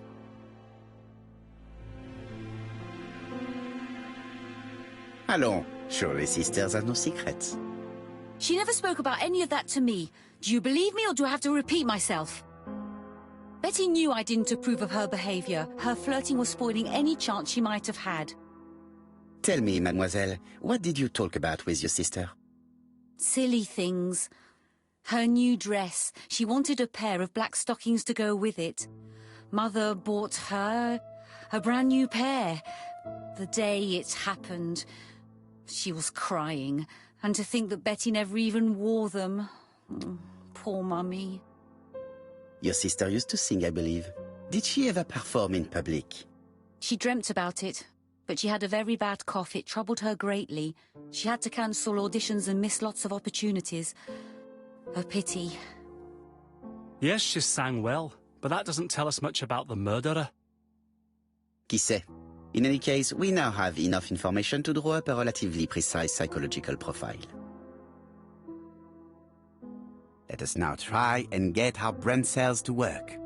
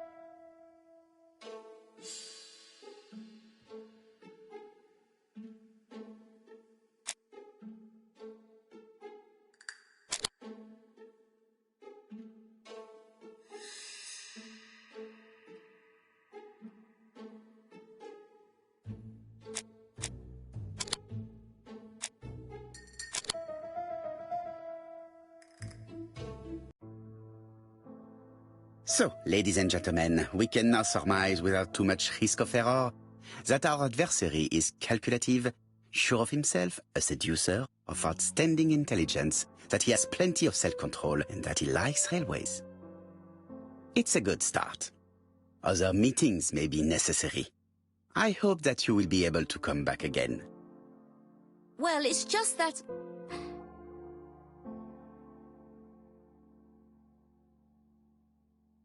Well, Mademoiselle Drower, do you wish to help us or not? Oh, Mr. Poirot, don't be so harsh. It's normal that people helping with this inquiry should be reimbursed. Starting with you, Miss Drower. Please allow me to pay for your train tickets. Oh, sir, I cannot accept. But you must. Mademoiselle, I may not be rich, but my brother left a fortune which will be mine. Mr. Clark, that's very generous of you. Well, someone has to foot the bill. Mr. Poirot, would it be possible for you to come back to Devon? Lady Clark has expressed a wish to see you. We'll adjust her medicine so she'll not be too drowsy. But of course, I shall come the day after tomorrow if it is convenient. Thank you all for coming. We will meet again soon. The meeting was most fruitful. Really? Hastings, I believe now we have everything we need to find a common point between the victims. Now it is time for us to use our grey matter. Let us now try and get our...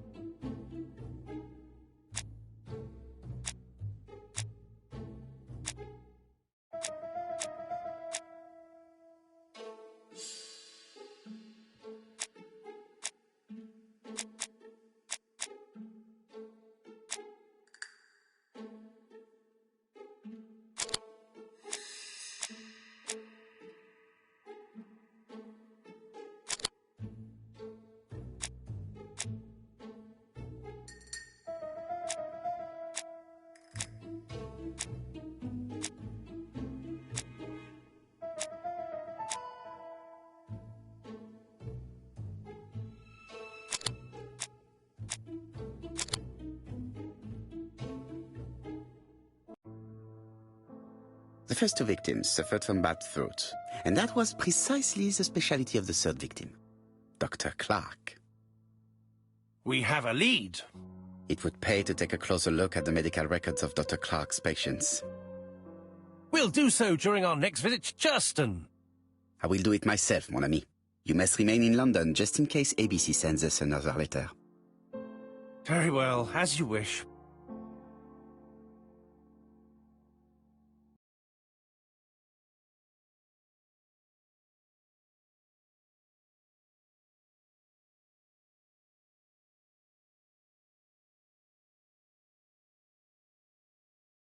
Thank you for coming, Mr. Poirot. Lady Clark is waiting for you in her bedroom on the first floor. Please excuse me, I cannot stay for the interview. I've to take Miss Gray to the station to see our lawyer in Torquay.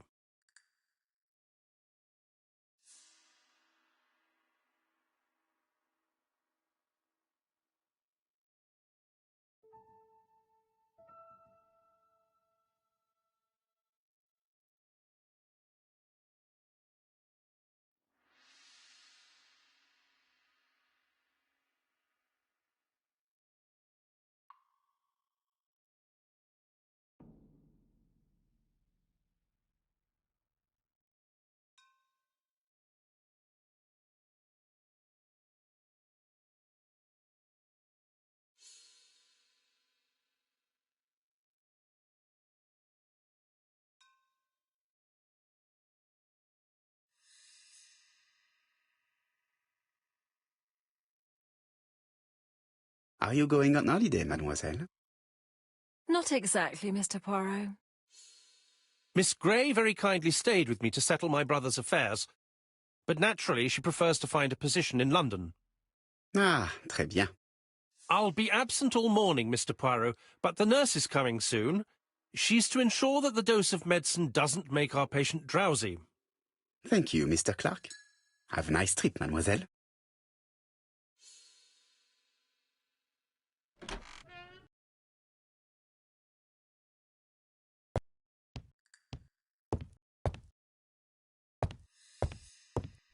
It's closed. I do not need to make a telephone call now.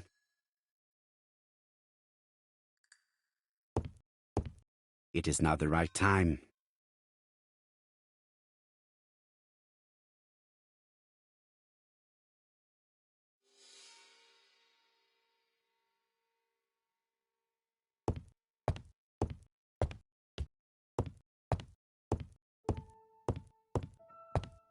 It would be rude to make Lady Clark wait any longer.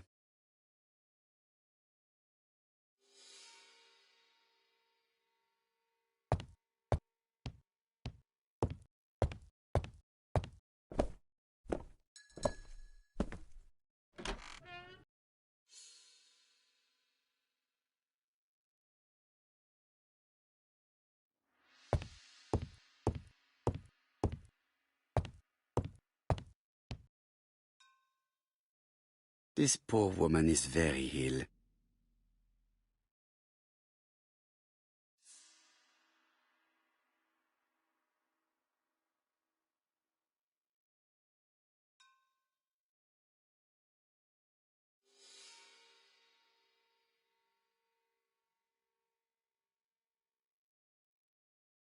This woman is suffering. She is in no state to have a conversation.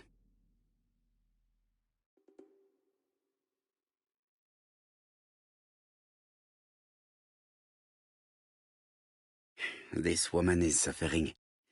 She is in no state to have a conversation.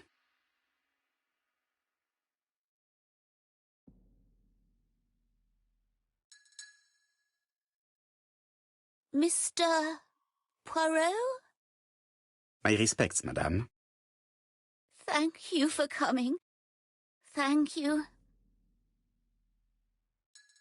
Have you seen the nurse? She should have been here by now. Oh, I'm sorry.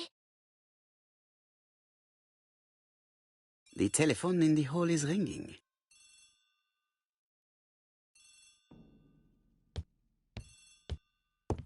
Lady Clark is in pain.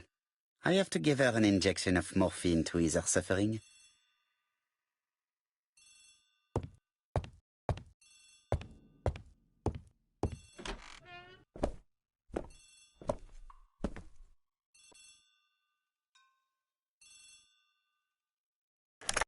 The Clark residence.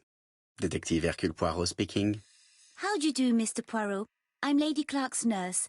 I wanted to let you know that I won't be able to come for her injection today. Might Miss Grey be able to do it? She has just left, but I will take care of it. Thank you. That's very kind of you. You'll find the skeleton key to open the medicine cabinet hidden in the lion trophy. You can count on me. Au revoir, mademoiselle. Oh, thank you kindly. Goodbye, Mr. Poirot.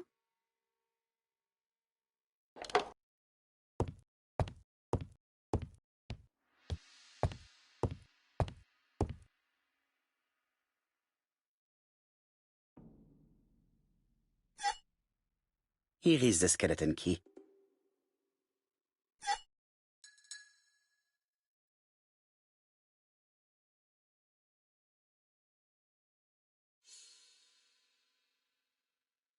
April 1925, Aceh Province, Sumatra.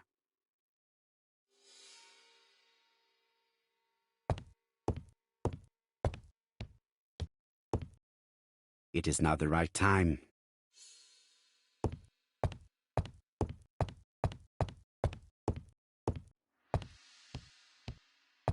Lady Clark is in pain. I have to give her an injection of morphine to ease her suffering.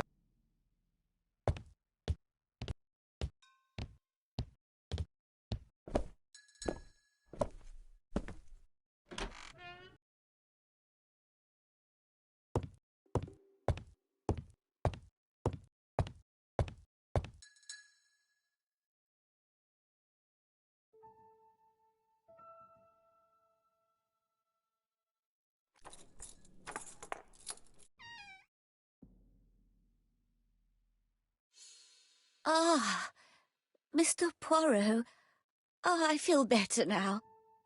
Thank you for your help.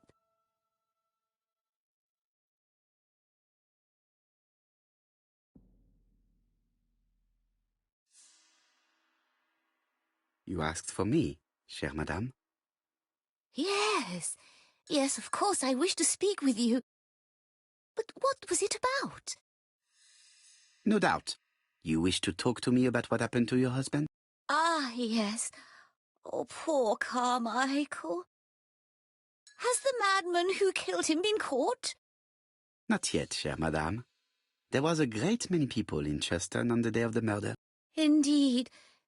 People go straight to the beach. They don't come near Coomside. So, there were no strangers around the house that day? Who said that? The people who live here. Your brother-in-law, Miss Grey. Miss Grey? Oh, I don't like her. Franklin wanted her to stay, but I insisted she should go, immediately. You are entitled to do so, naturally. I'm pleased that you approve. The others have been taken in by her. But at least you can see through that self-pity act. See what she's up to. Oh.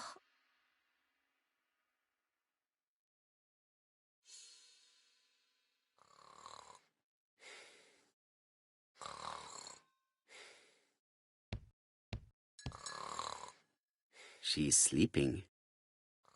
I must find a way to wake her up gently.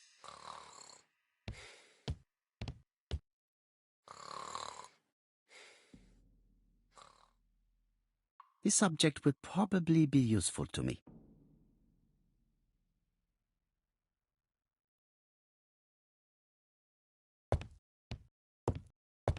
This subject will probably be useful to me.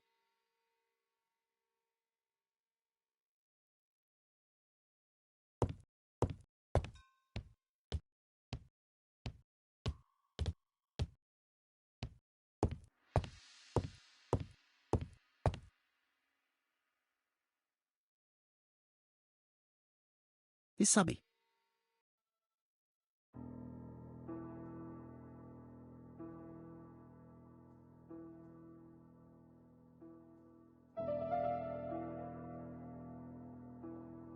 The mechanism appears to be broken.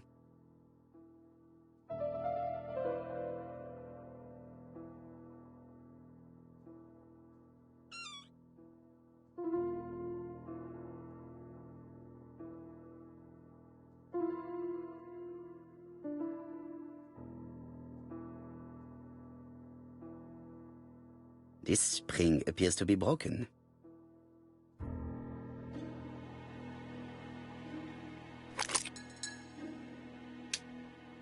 I hope that Hastings will not be cross with me.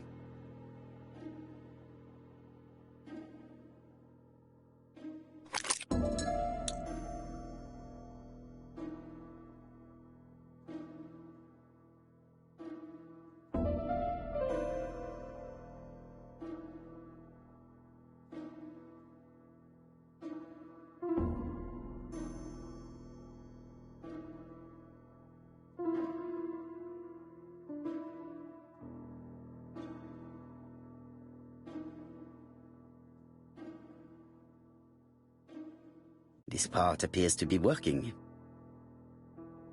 This part appears to be working.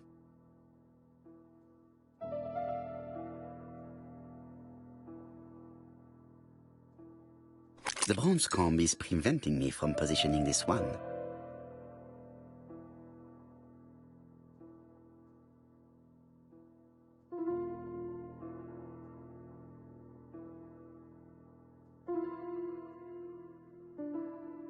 Does not make any sound. Does not make any sound.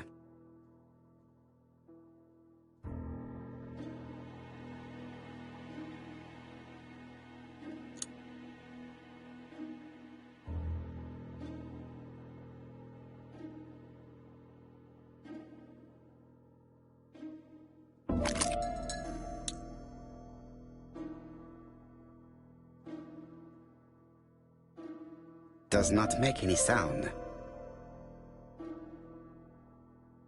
Does not make any sound.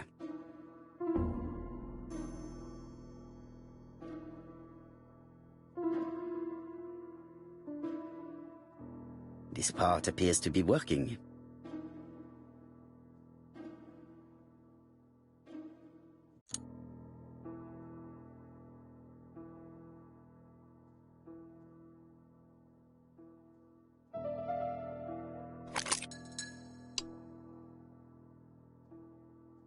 Does not make any sound. Does not make any sound. This part appears to be working.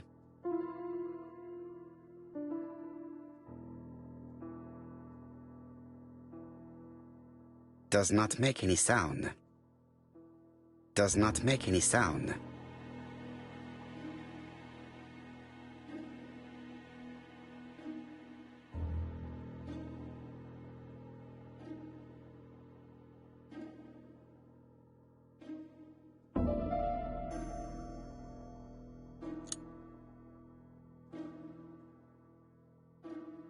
Does not make any sound.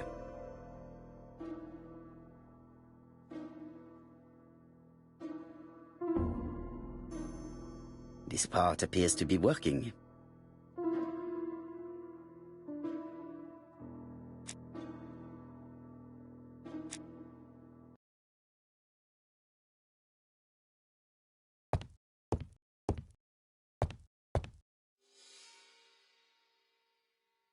This couple appears to be having fun.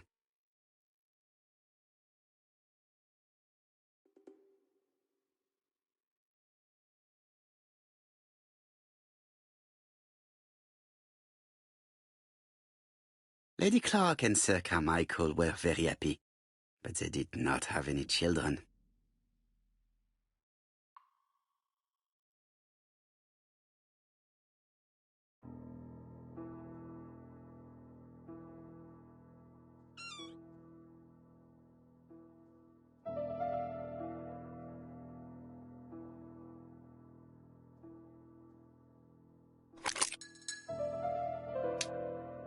I hope that Hastings will not be cross with me.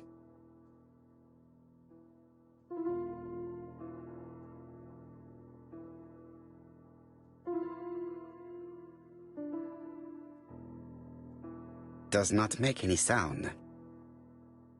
Does not make any sound.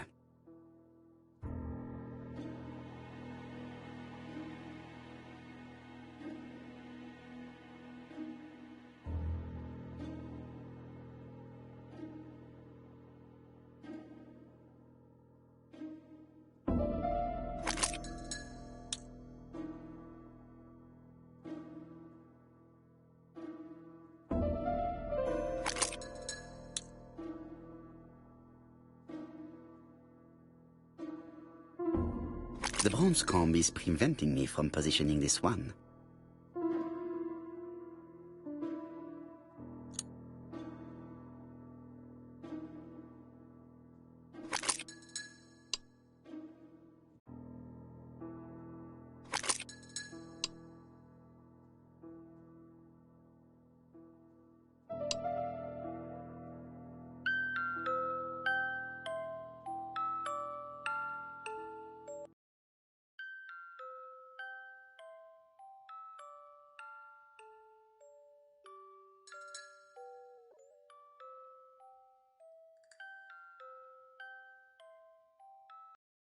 Oh, what are we talking about? Ah, yes, Thora Grey. Oh, Carmichael had great esteem for her, but for me she was nothing but a hypocrite.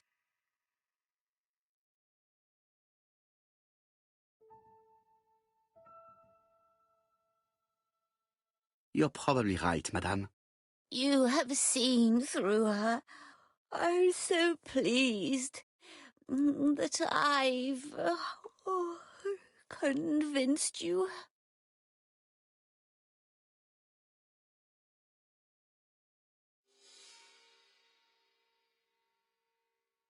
Well, I appear to have been wrong about Thora Grey.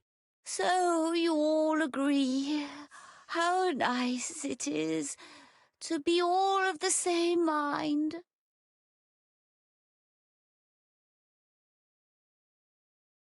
Miss Grey did look after you very well, though. Outwardly. But she's hiding something. I think she tried to poison me. Miss Grey? A poisoner? But everybody appears to like her. It proves she knows what she's doing. She's manipulative and she's a liar. A liar? Let's see, didn't she say that on the day of the crime nobody was around Coomside? That is correct. Well, at 11 o'clock I saw her talking to someone. Really?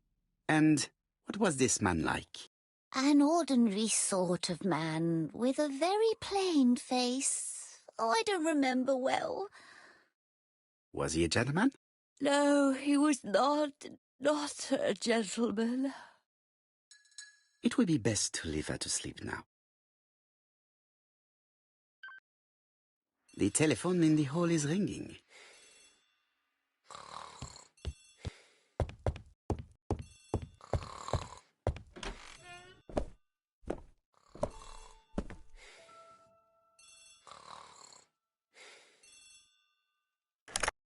Hello? Poirot, is that you?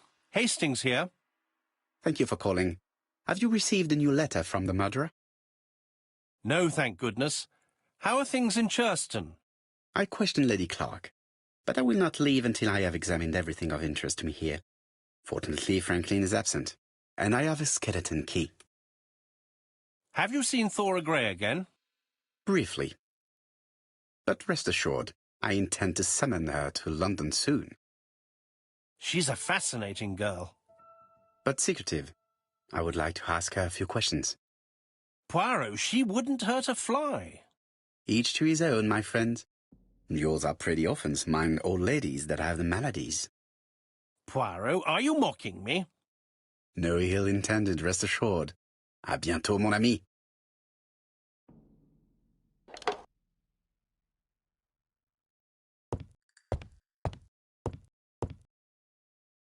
How am I going to open this trunk? Let us examine it.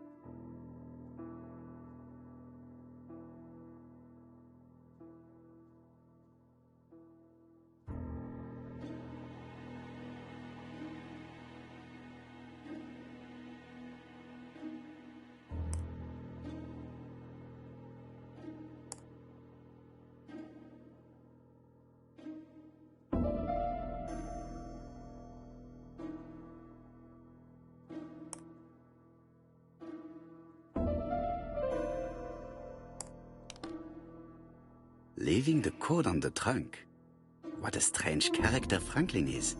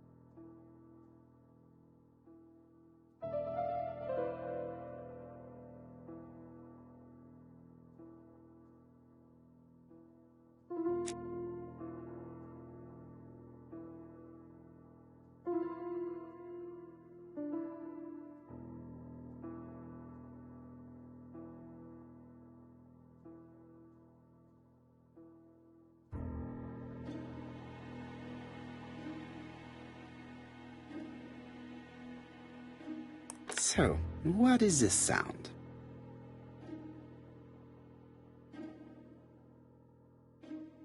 I should be able to open the trunk now.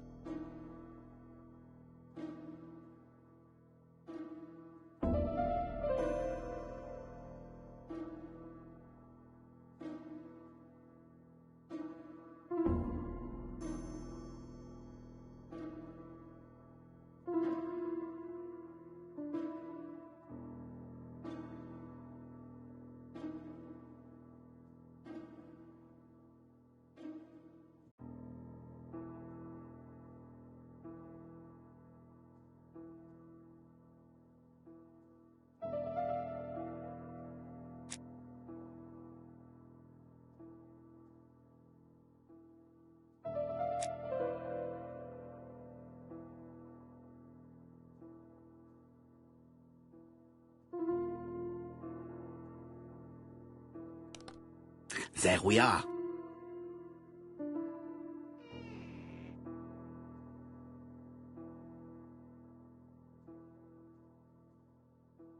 A pile of books, including one about dragons. Nothing interesting.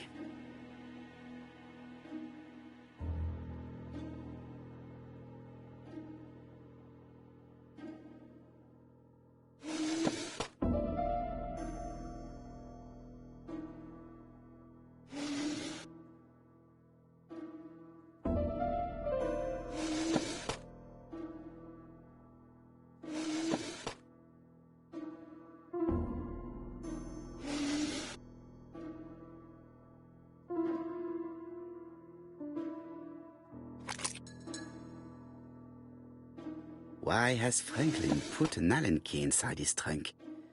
I'll borrow it for a minute.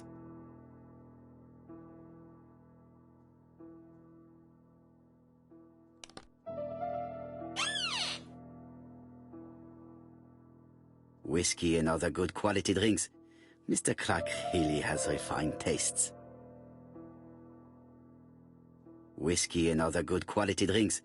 Mr. Clark really has refined tastes.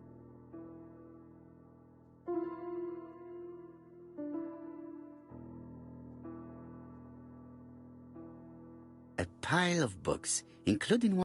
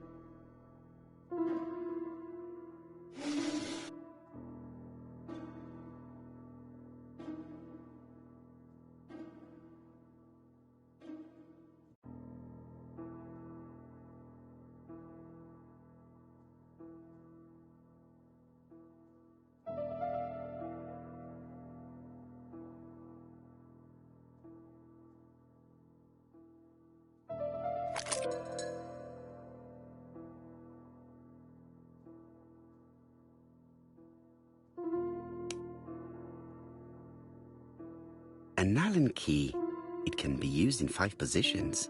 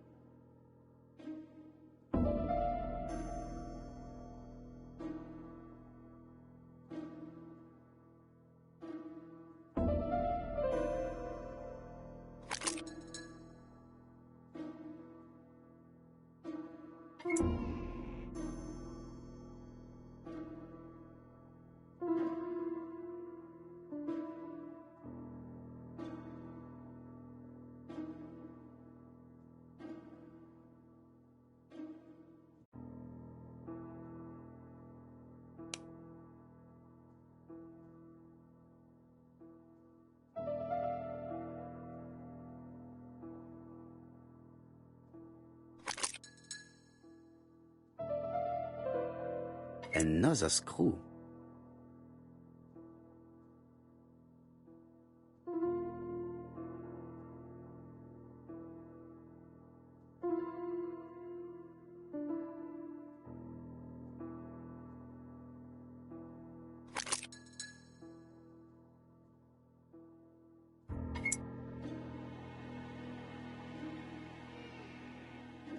This engraving is not very easy to understand. I need to sort it out.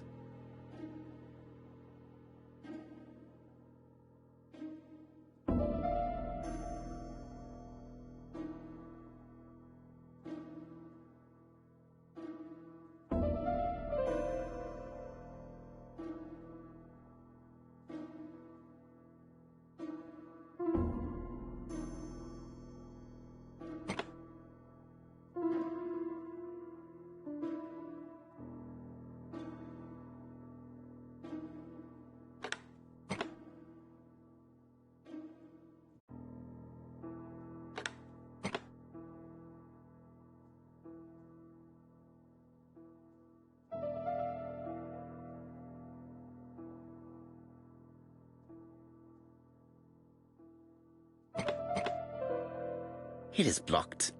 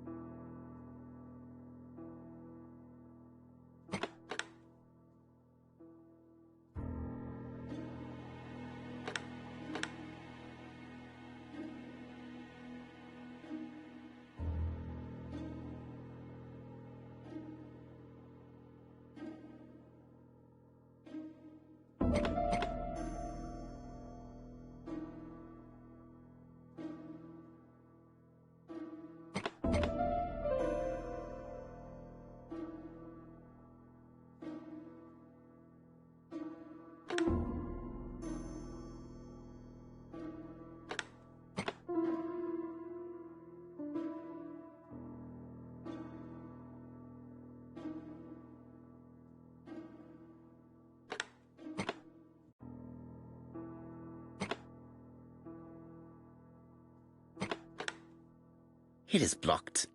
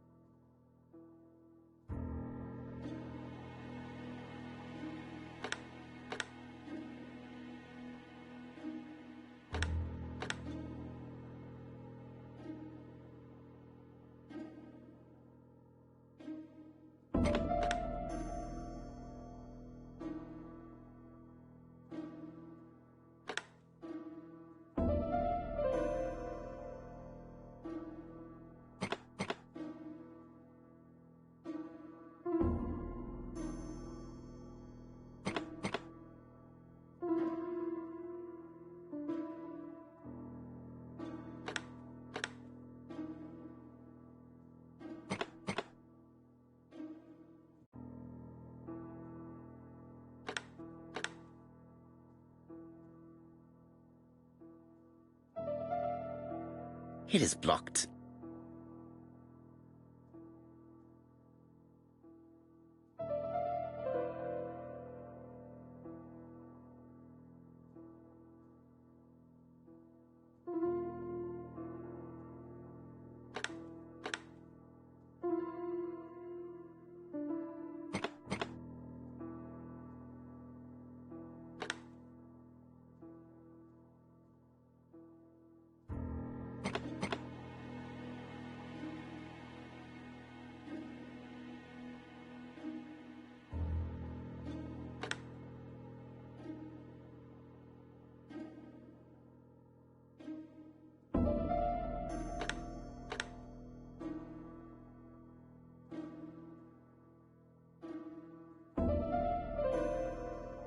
Franklin must really love his country to have an engraving in his trunk.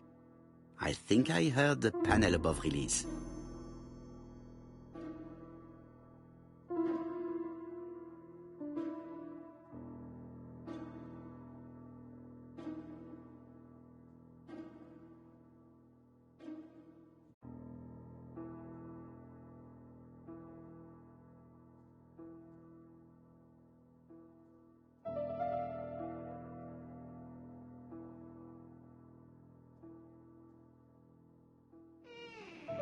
A signet ring? A signet ring with a code written on it. 1587. It may be useful to me.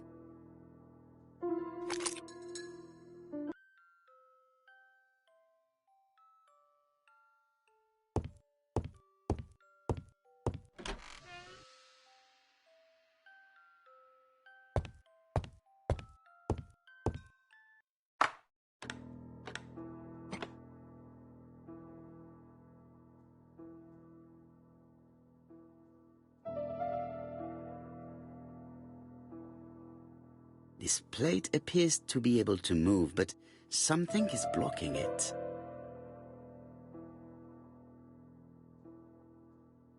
This plate appears to be able to move, but something is blocking it.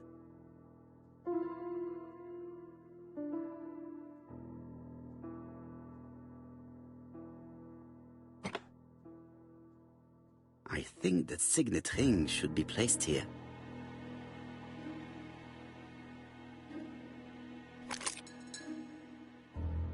The plates around the picture appear to have unlocked.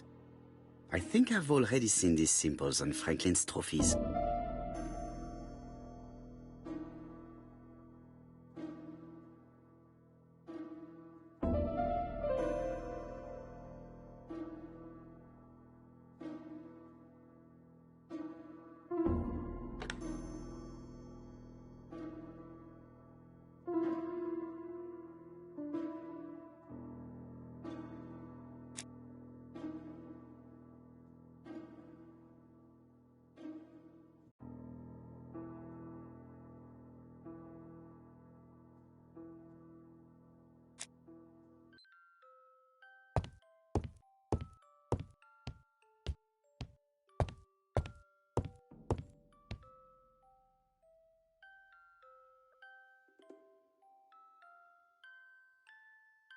February 1922, South Africa.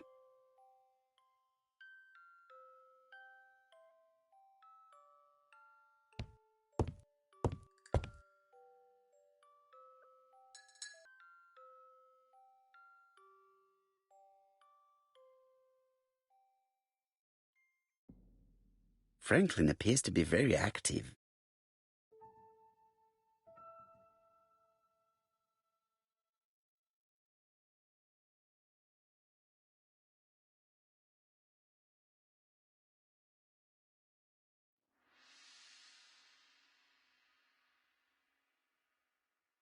Franklin Clark appears to be a typical British gentleman, a good sportsman, a hunter, a traveler.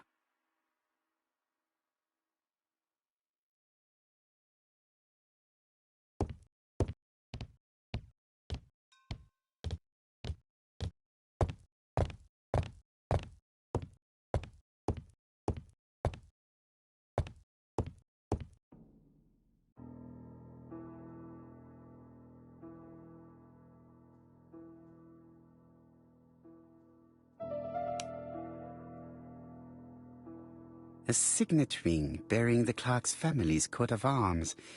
A number is written on it.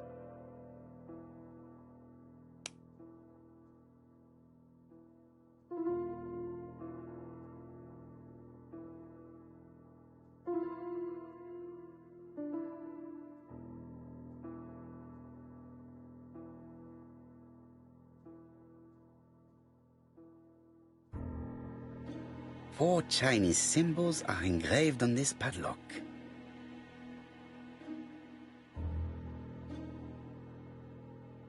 Well, well, the characters engraved on this disc resemble those engraved on the padlock.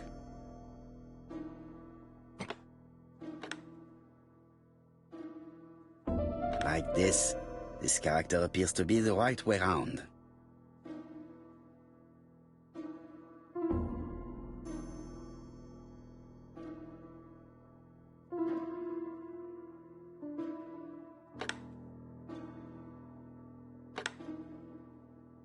That's it. This character appears to be the right way round.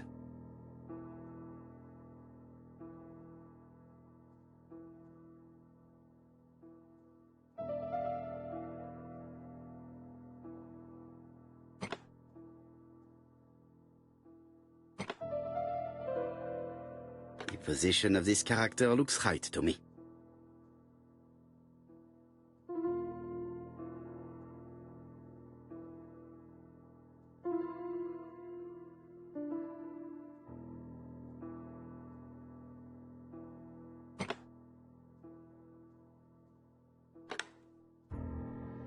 This character appears to be the wrong way round.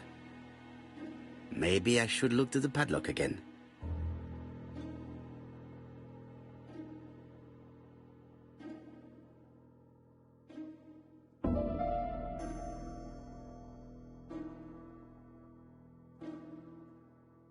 Like this. This character appears to be the right way round.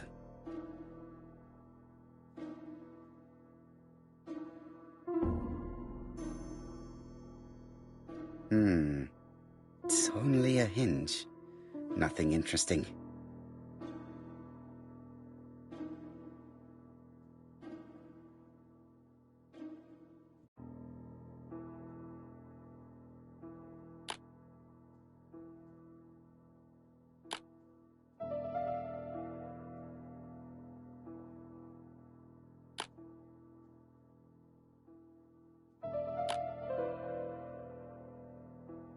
No, it's not the right code.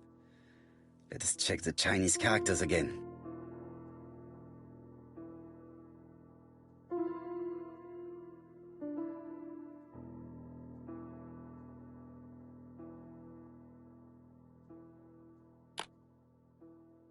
No, it's not the right code. Let us check the Chinese characters again.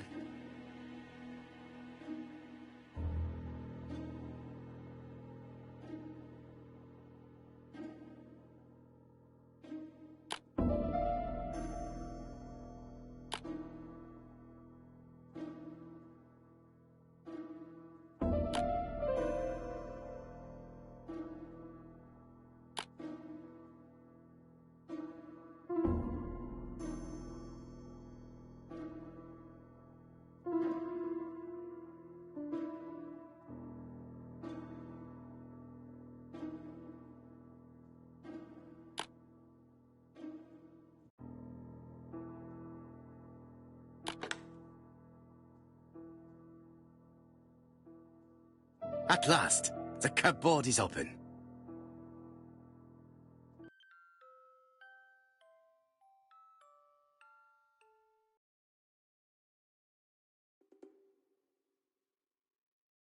Genteel and wild, English countryside revisited.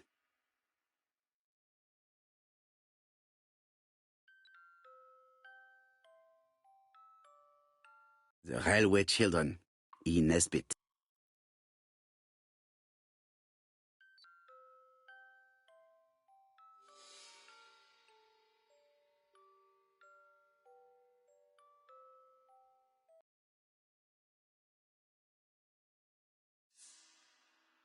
Traveling in China, a practical guide for English travelers.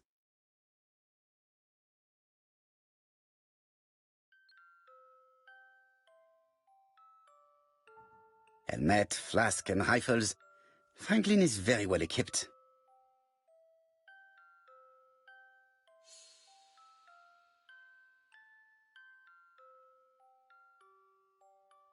The Railway Children, E. Nesbit.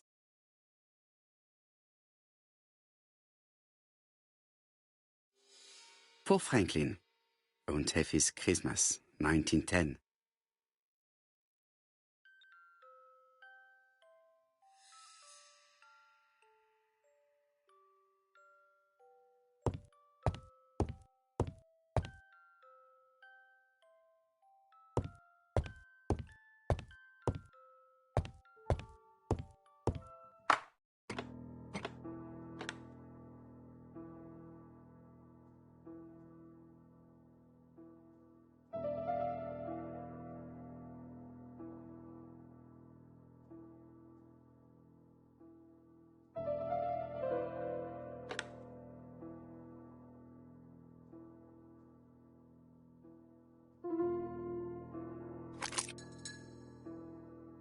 The plates around the picture appear to have unlocked.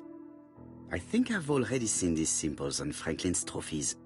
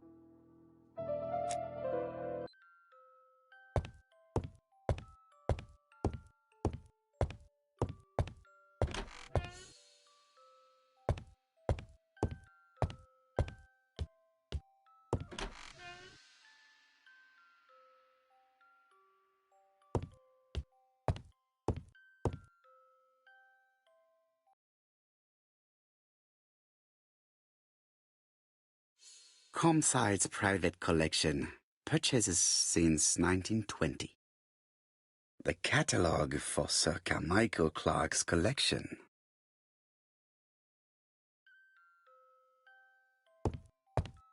There are some very valuable objects here.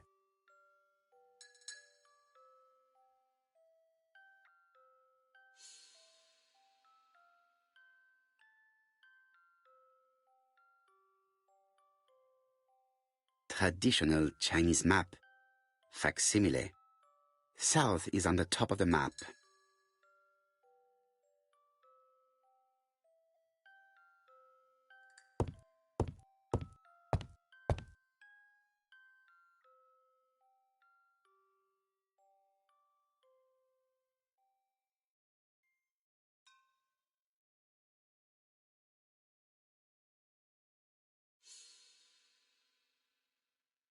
Compass point to the south. Bronze and magnetite, Han Dynasty, circa 210 BC, purchased in Hong Kong 1935.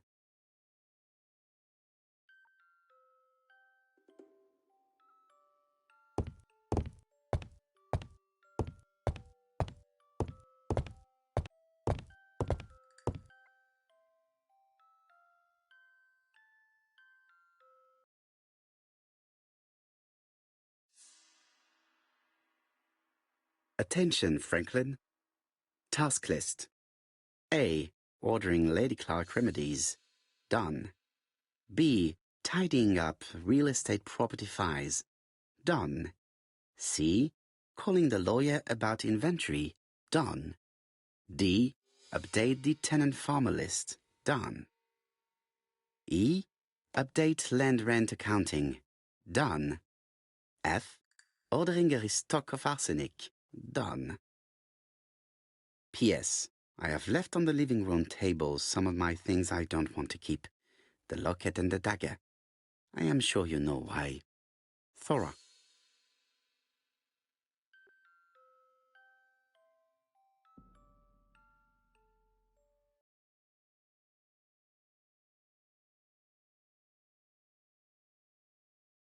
A dark dragon for a bright-haired maid. C.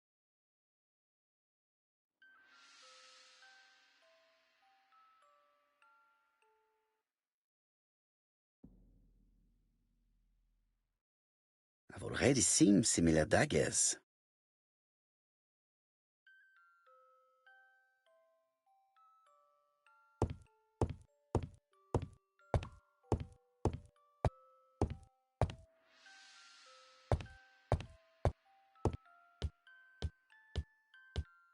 Sir Carmichael's collection could rival that of a major museum.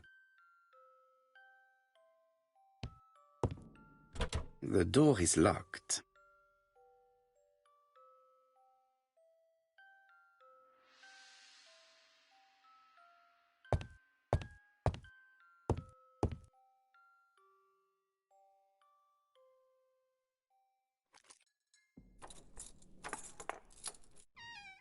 This unit contains the medical records for Sir Carmichael Clark's patients.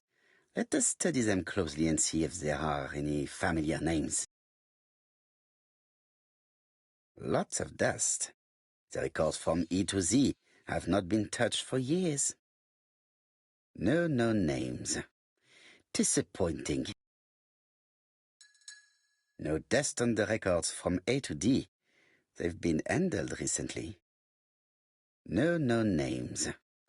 Disappointing.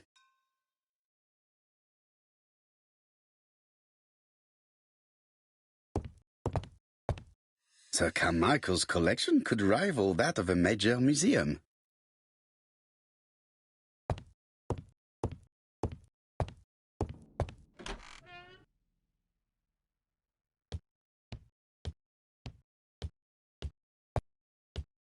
Best to leave her to sleep now.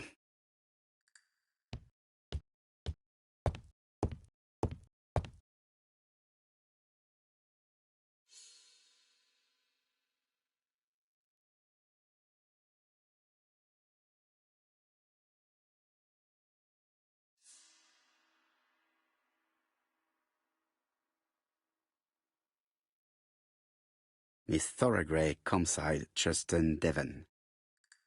Arsenic trioxide thallium.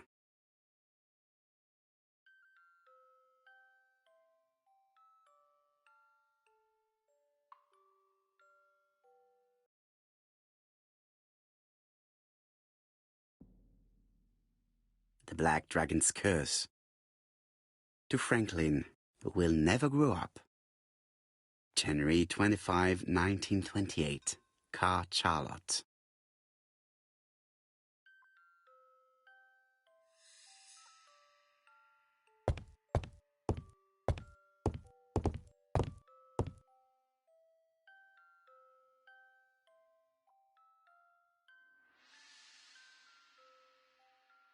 April 1925. Aceh Province, Sumatra.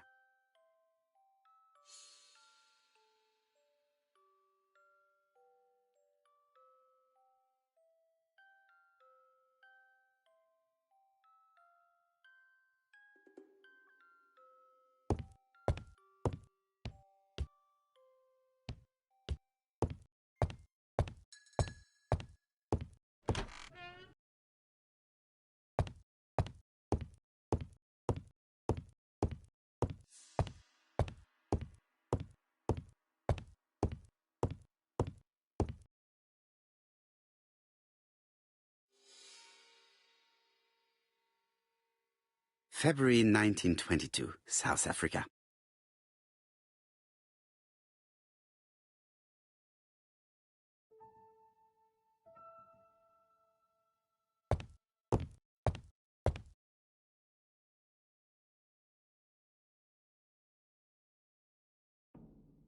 July 1920, Alaska Peninsula.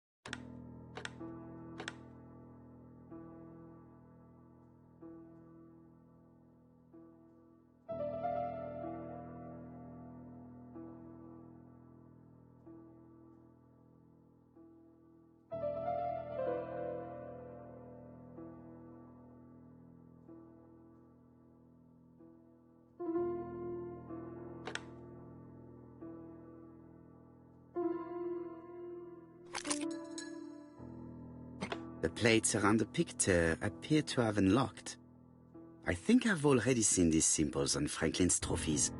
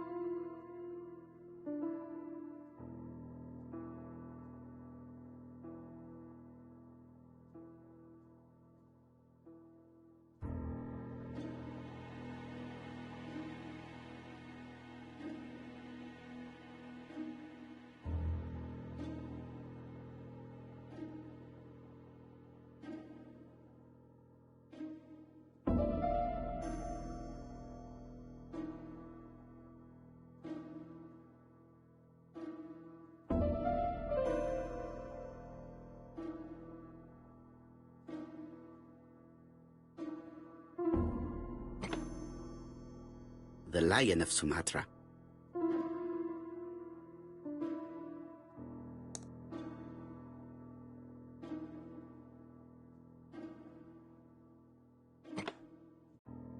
The Alaskan Kodiak bear.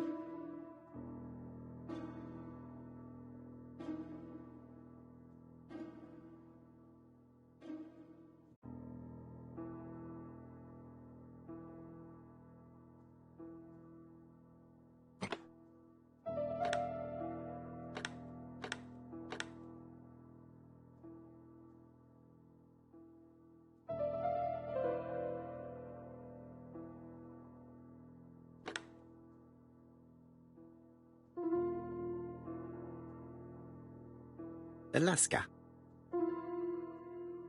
Alaska.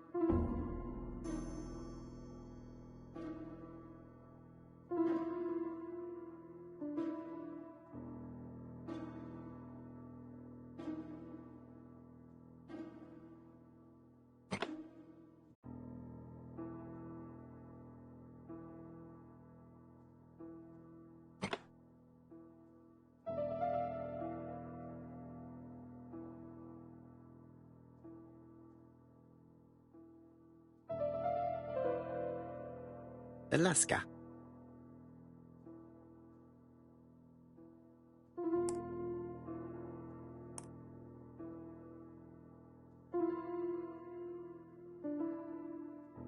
Sumatra.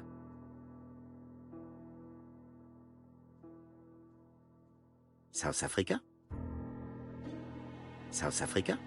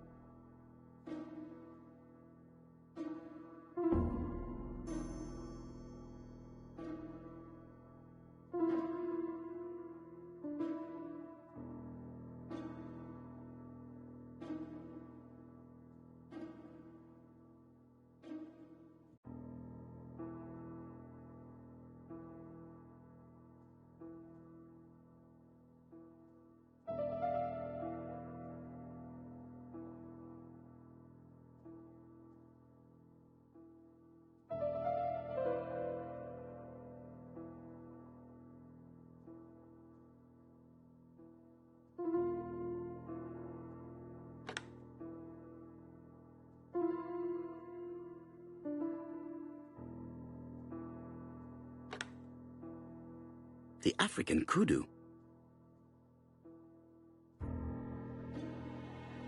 I heard the sound of a mechanism. Strange way of protecting one's safe. Triangulating one's hunting sites on a map.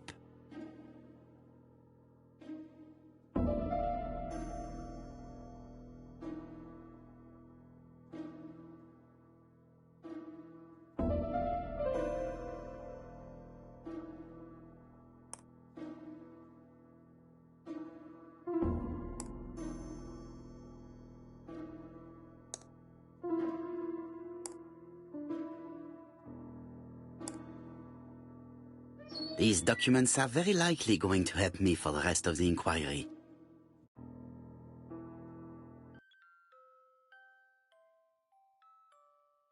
A dozen gold sovereigns, some shares for the Southern Railway and some treasury bills. This is not worth much, hardly enough to justify your robbery. Eton College School year, 1912-1913. Franklin Clark. School report for Franklin Clark. According to his teachers, Franklin was a good student, but lacked discipline. Sir Carmichael Clark, Comside Churchton, Devon, to Mr. Franklin Clark, Peninsula Hotel, Salisbury Road, Tsim Sha Tsui, Kowloon, Hong Kong. Comside, 1935, January the 12th. Dear Franklin, first, I wish you a good start to a successful new year. I have received your letter dated December 10th. Thanks for defending my interest against Wang, this robber. Things could have got pretty bad if you weren't a real cold-blooded guy. I envy you for that. Things go on here much as usual. Charlotte is moderately free from pain. I wish one could say more. You may remember Thora Gray. She is a dear girl, and a greater comfort to me that I can tell you. I should not have known what to do through this bad time but for her. She has an exquisite taste and shares my passion for Chinese art. No daughter could be a closer or more sympathetic companion. Life has been difficult, but I am glad to feel that here she has a home and true affection. You wrote me you want to stay in China for 1 more year or even longer. I don't object. The longer you stay, the more opportunities you will have to increase our collection.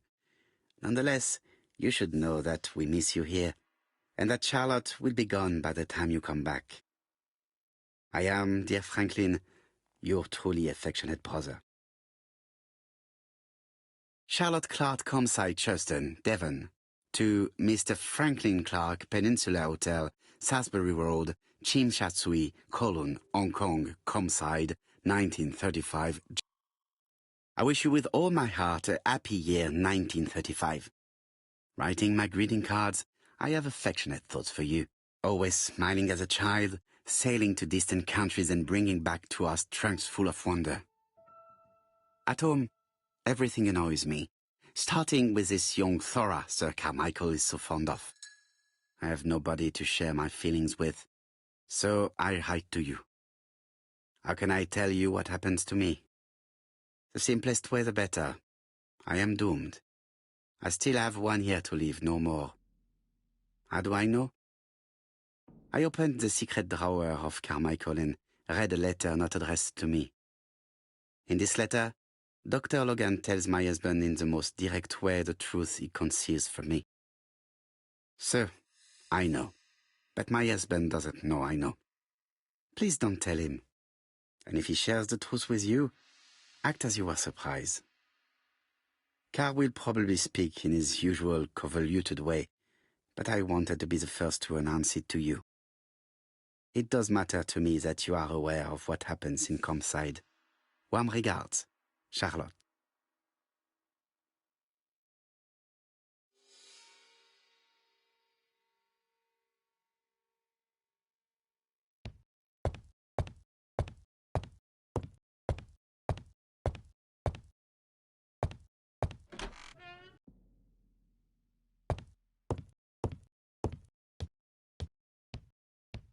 Best to leave her to sleep now. I am not going to leave Comside now. I still have some things to do.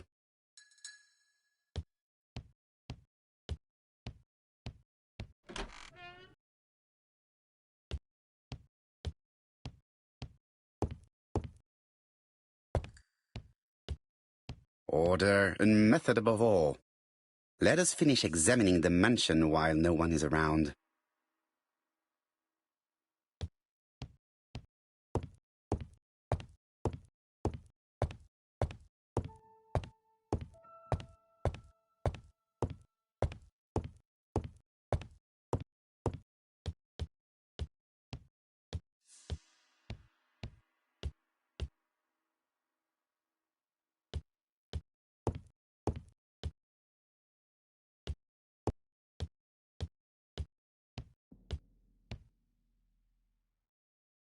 I see some papers that were not there the first time I visited.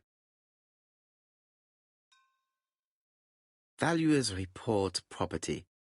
Building land located in Comside, Churston client, Sir Carmichael Clark, April 15, 1935, Court and Brunskill office.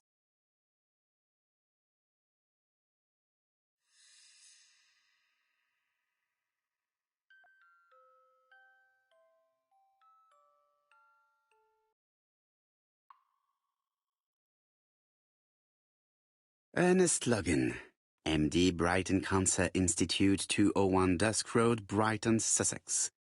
To Sir Carmichael Clark, MD, Comside, Churston, Devon. Brighton, 1935, January the 5th. As a man of science, I owe it to you to be completely frank. Lady Clark, your wife is suffering from a generalized terminal cancer. I confess I didn't suspect anything like that during the first exams. But with the test results I have received today, there is unfortunately no place for doubt. I estimate that Lady Clark's life expectancy.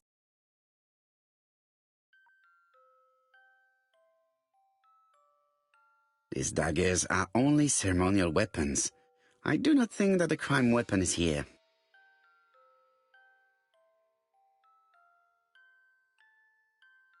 Valuers report property.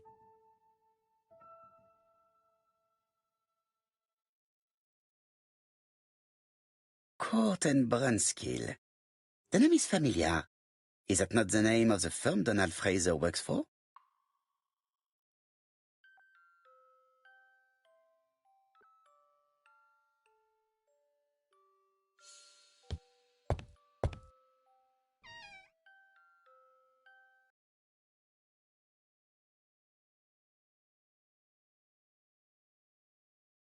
Where is the horrible smell of carrion coming from?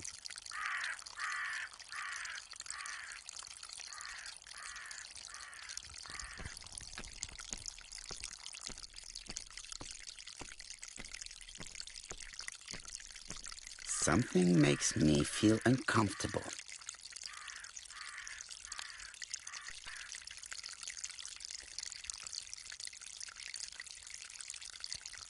Brown pellets. Revolting. Tut-tut. The gardener does not follow the alignment. There, that's better. It is symmetrical.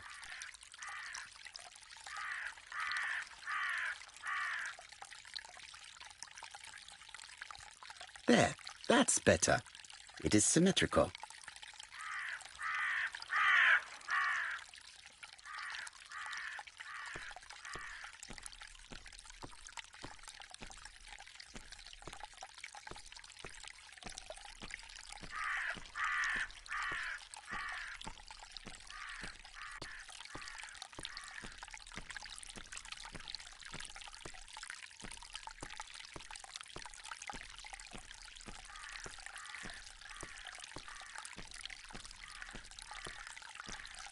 This fountain makes a very relaxing sound.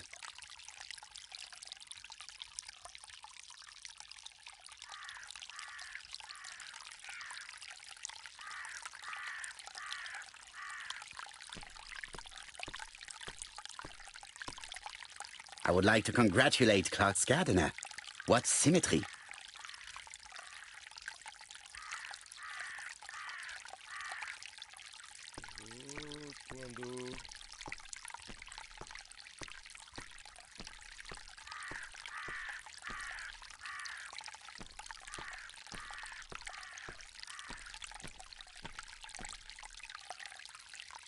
It was probably the gardener who lit this fire. Look here. I wonder if someone wanted to get rid of these papers. This object will probably be useful to me. Let us now try and get our brain cells to work.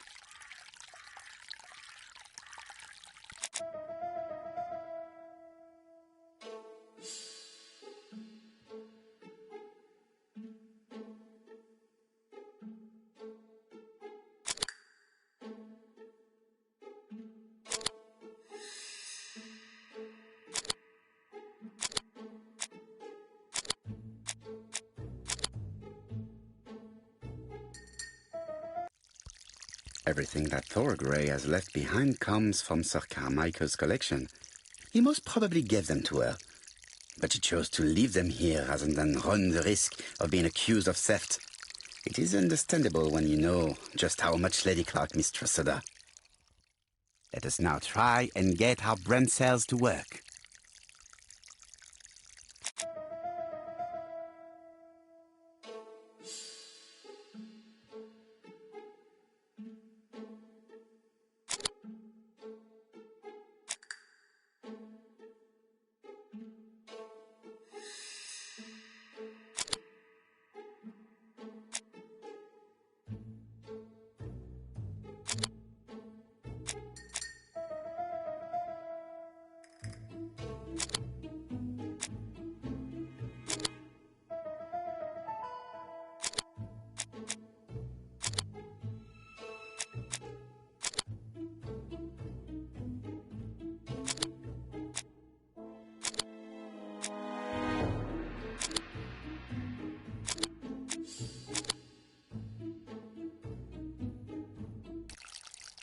Thorgray had no reason to kill someone who only had few months left to live. The poison she ordered was for rats. The gardener must have made good use of it, considering the stinking remains on the path, not far from the property. I've finished here. I must put the skeleton key back and inform Hastings that I'm returning to London.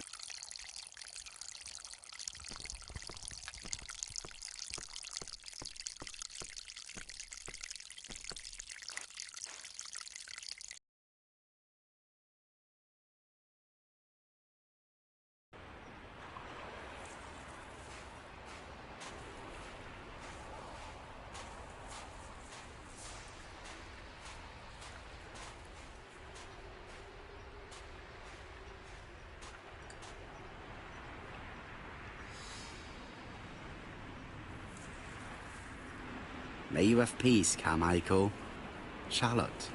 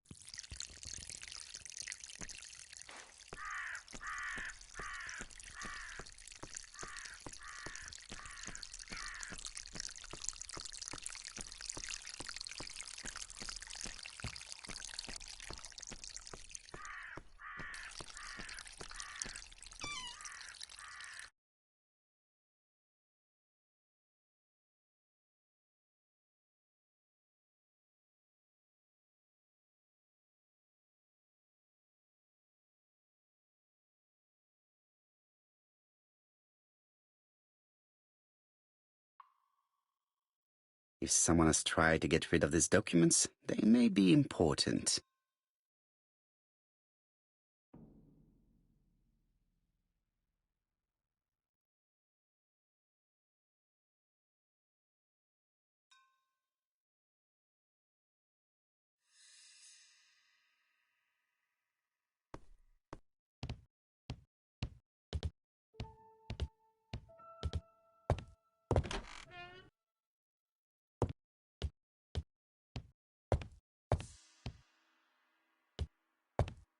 Best to leave her to sleep now.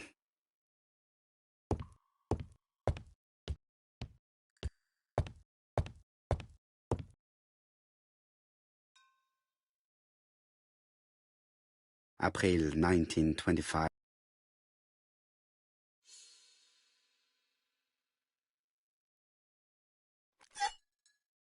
Perfect.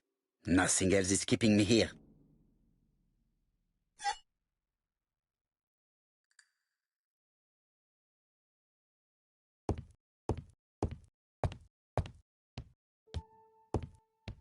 I am not going to leave campsite now.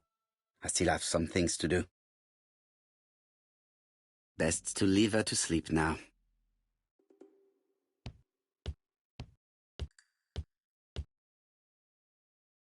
Hello, Hastings? I have finished in Xythorn. I will take the first train. Tell me, do you know how to restore writing on a burnt document? Yes, you just have to soak a cloth with a hydrochloric acid solution and rub the sheet of paper. Then the characters appear. Bien. You have been of great assistance, Hastings. Could you please order the solution as soon as possible? Of course, but what documents do you want to read? You will see, my friend. À ce soir.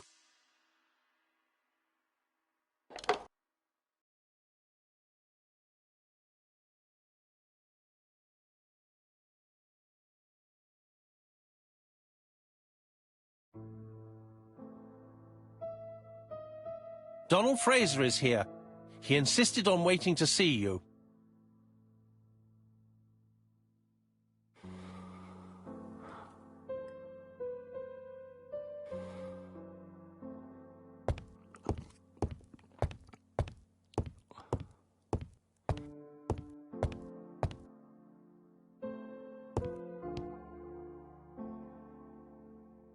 This man is tired.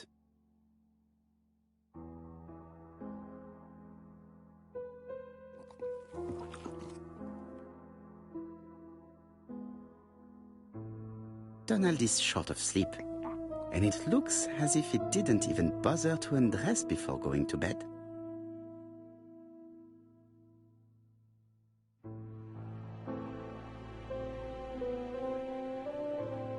Mr. Poirot, I don't know why I'm here.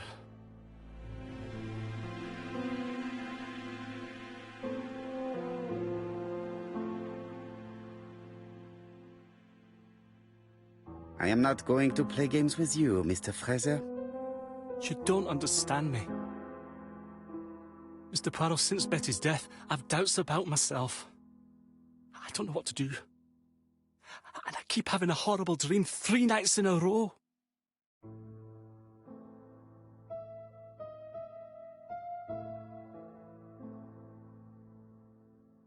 Have a drink and tell me about this dream.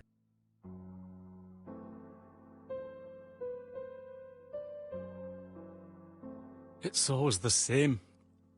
I'm on the beach with Betty. I grab her round the throat and I squeeze and squeeze until she's dead.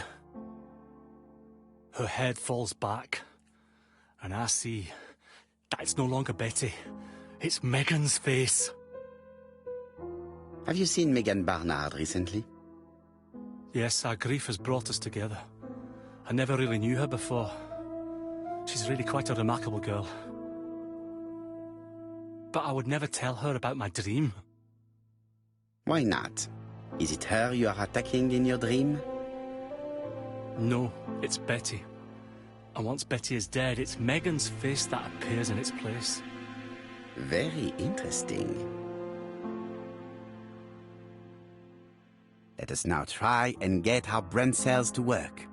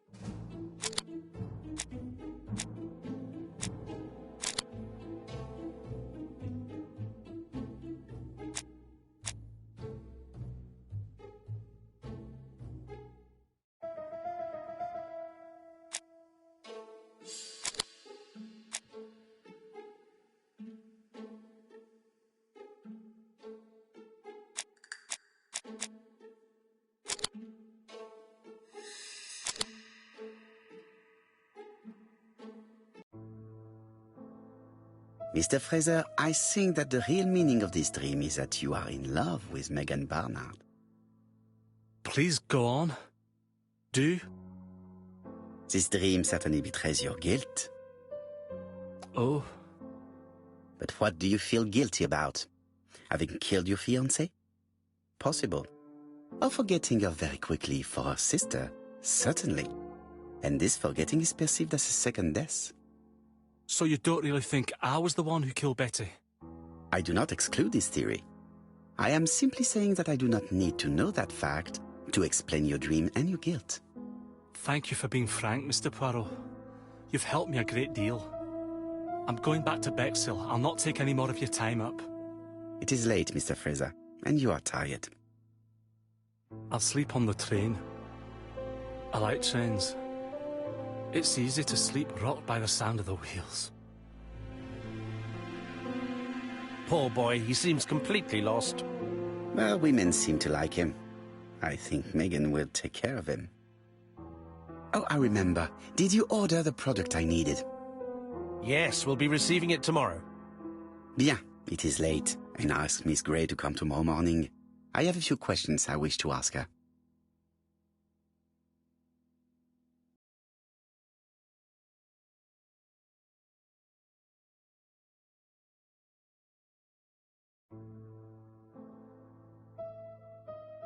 Mademoiselle, I asked you here in order to answer a very important question.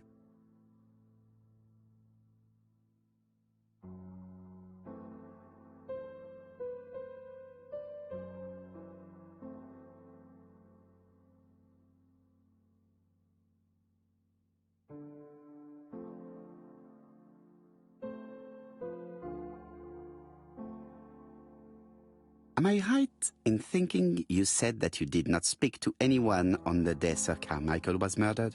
It's the absolute truth. Yet, Lady Clark maintained that she saw you talking to a stranger on the front doorstep. Really? She must have been mistaken. Oh, I remember now. I'd forgotten all about it, but it wasn't important. It was just a salesman. One of those traders who sell stockings from door to door. Can you describe him to me? Medium size, glasses, dark suit, and a felt hat. Not the sort of man you notice. Completely harmless. That's why I forgot all about him. Nothing else? He was very hesitant and shy. Usually door-to-door salesmen are very confident, but he wasn't.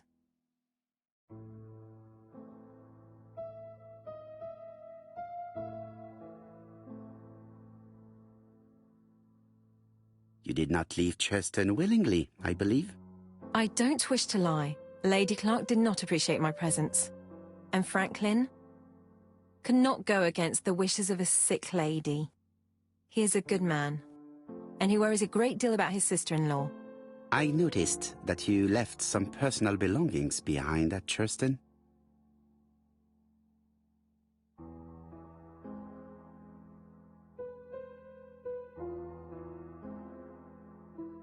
It was too risky for you to keep these objects, am I correct? Risky? What was the risk?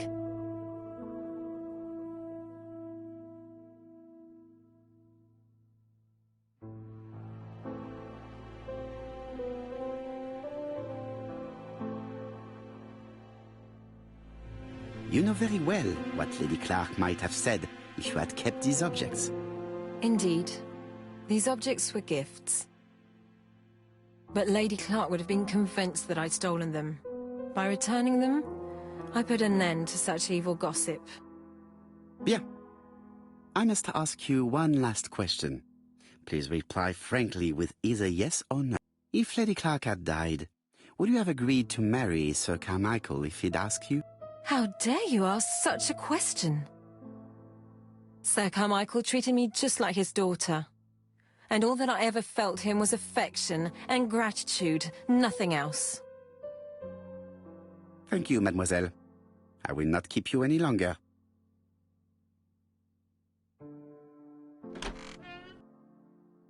I met Thora Grey on the stairs. Her cheeks were ablaze, and she appeared to be deeply hurt. Poirot, have you offended the poor girl again? Do you have good reasons for accusing her? I accused her of nothing, Hastings. I simply asked her an important question she did not answer. Let us see if we can answer it for her. Let us now try and get our breath.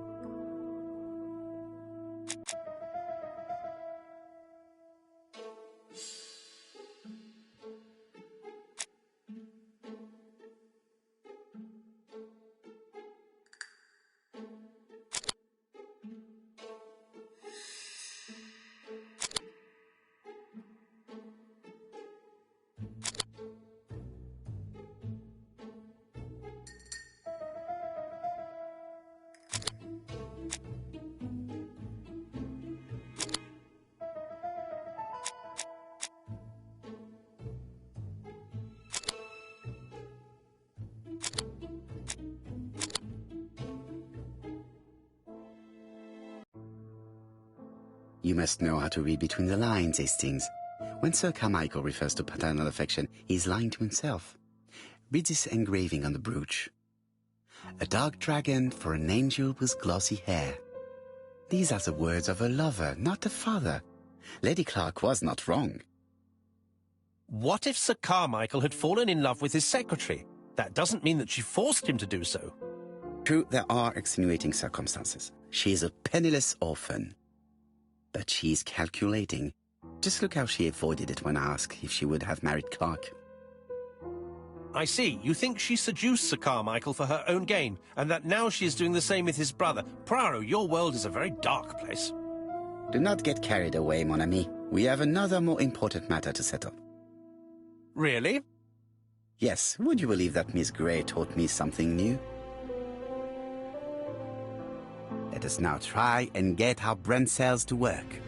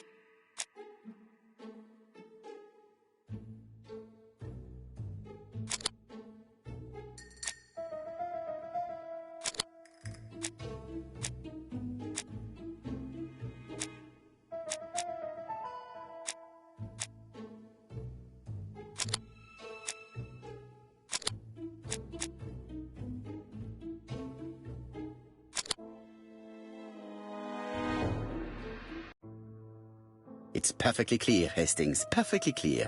Indeed, a stalking seller visited Andover, Bexhill and Churston on the day of each murder. We have our suspect. This should be of interest, Jop.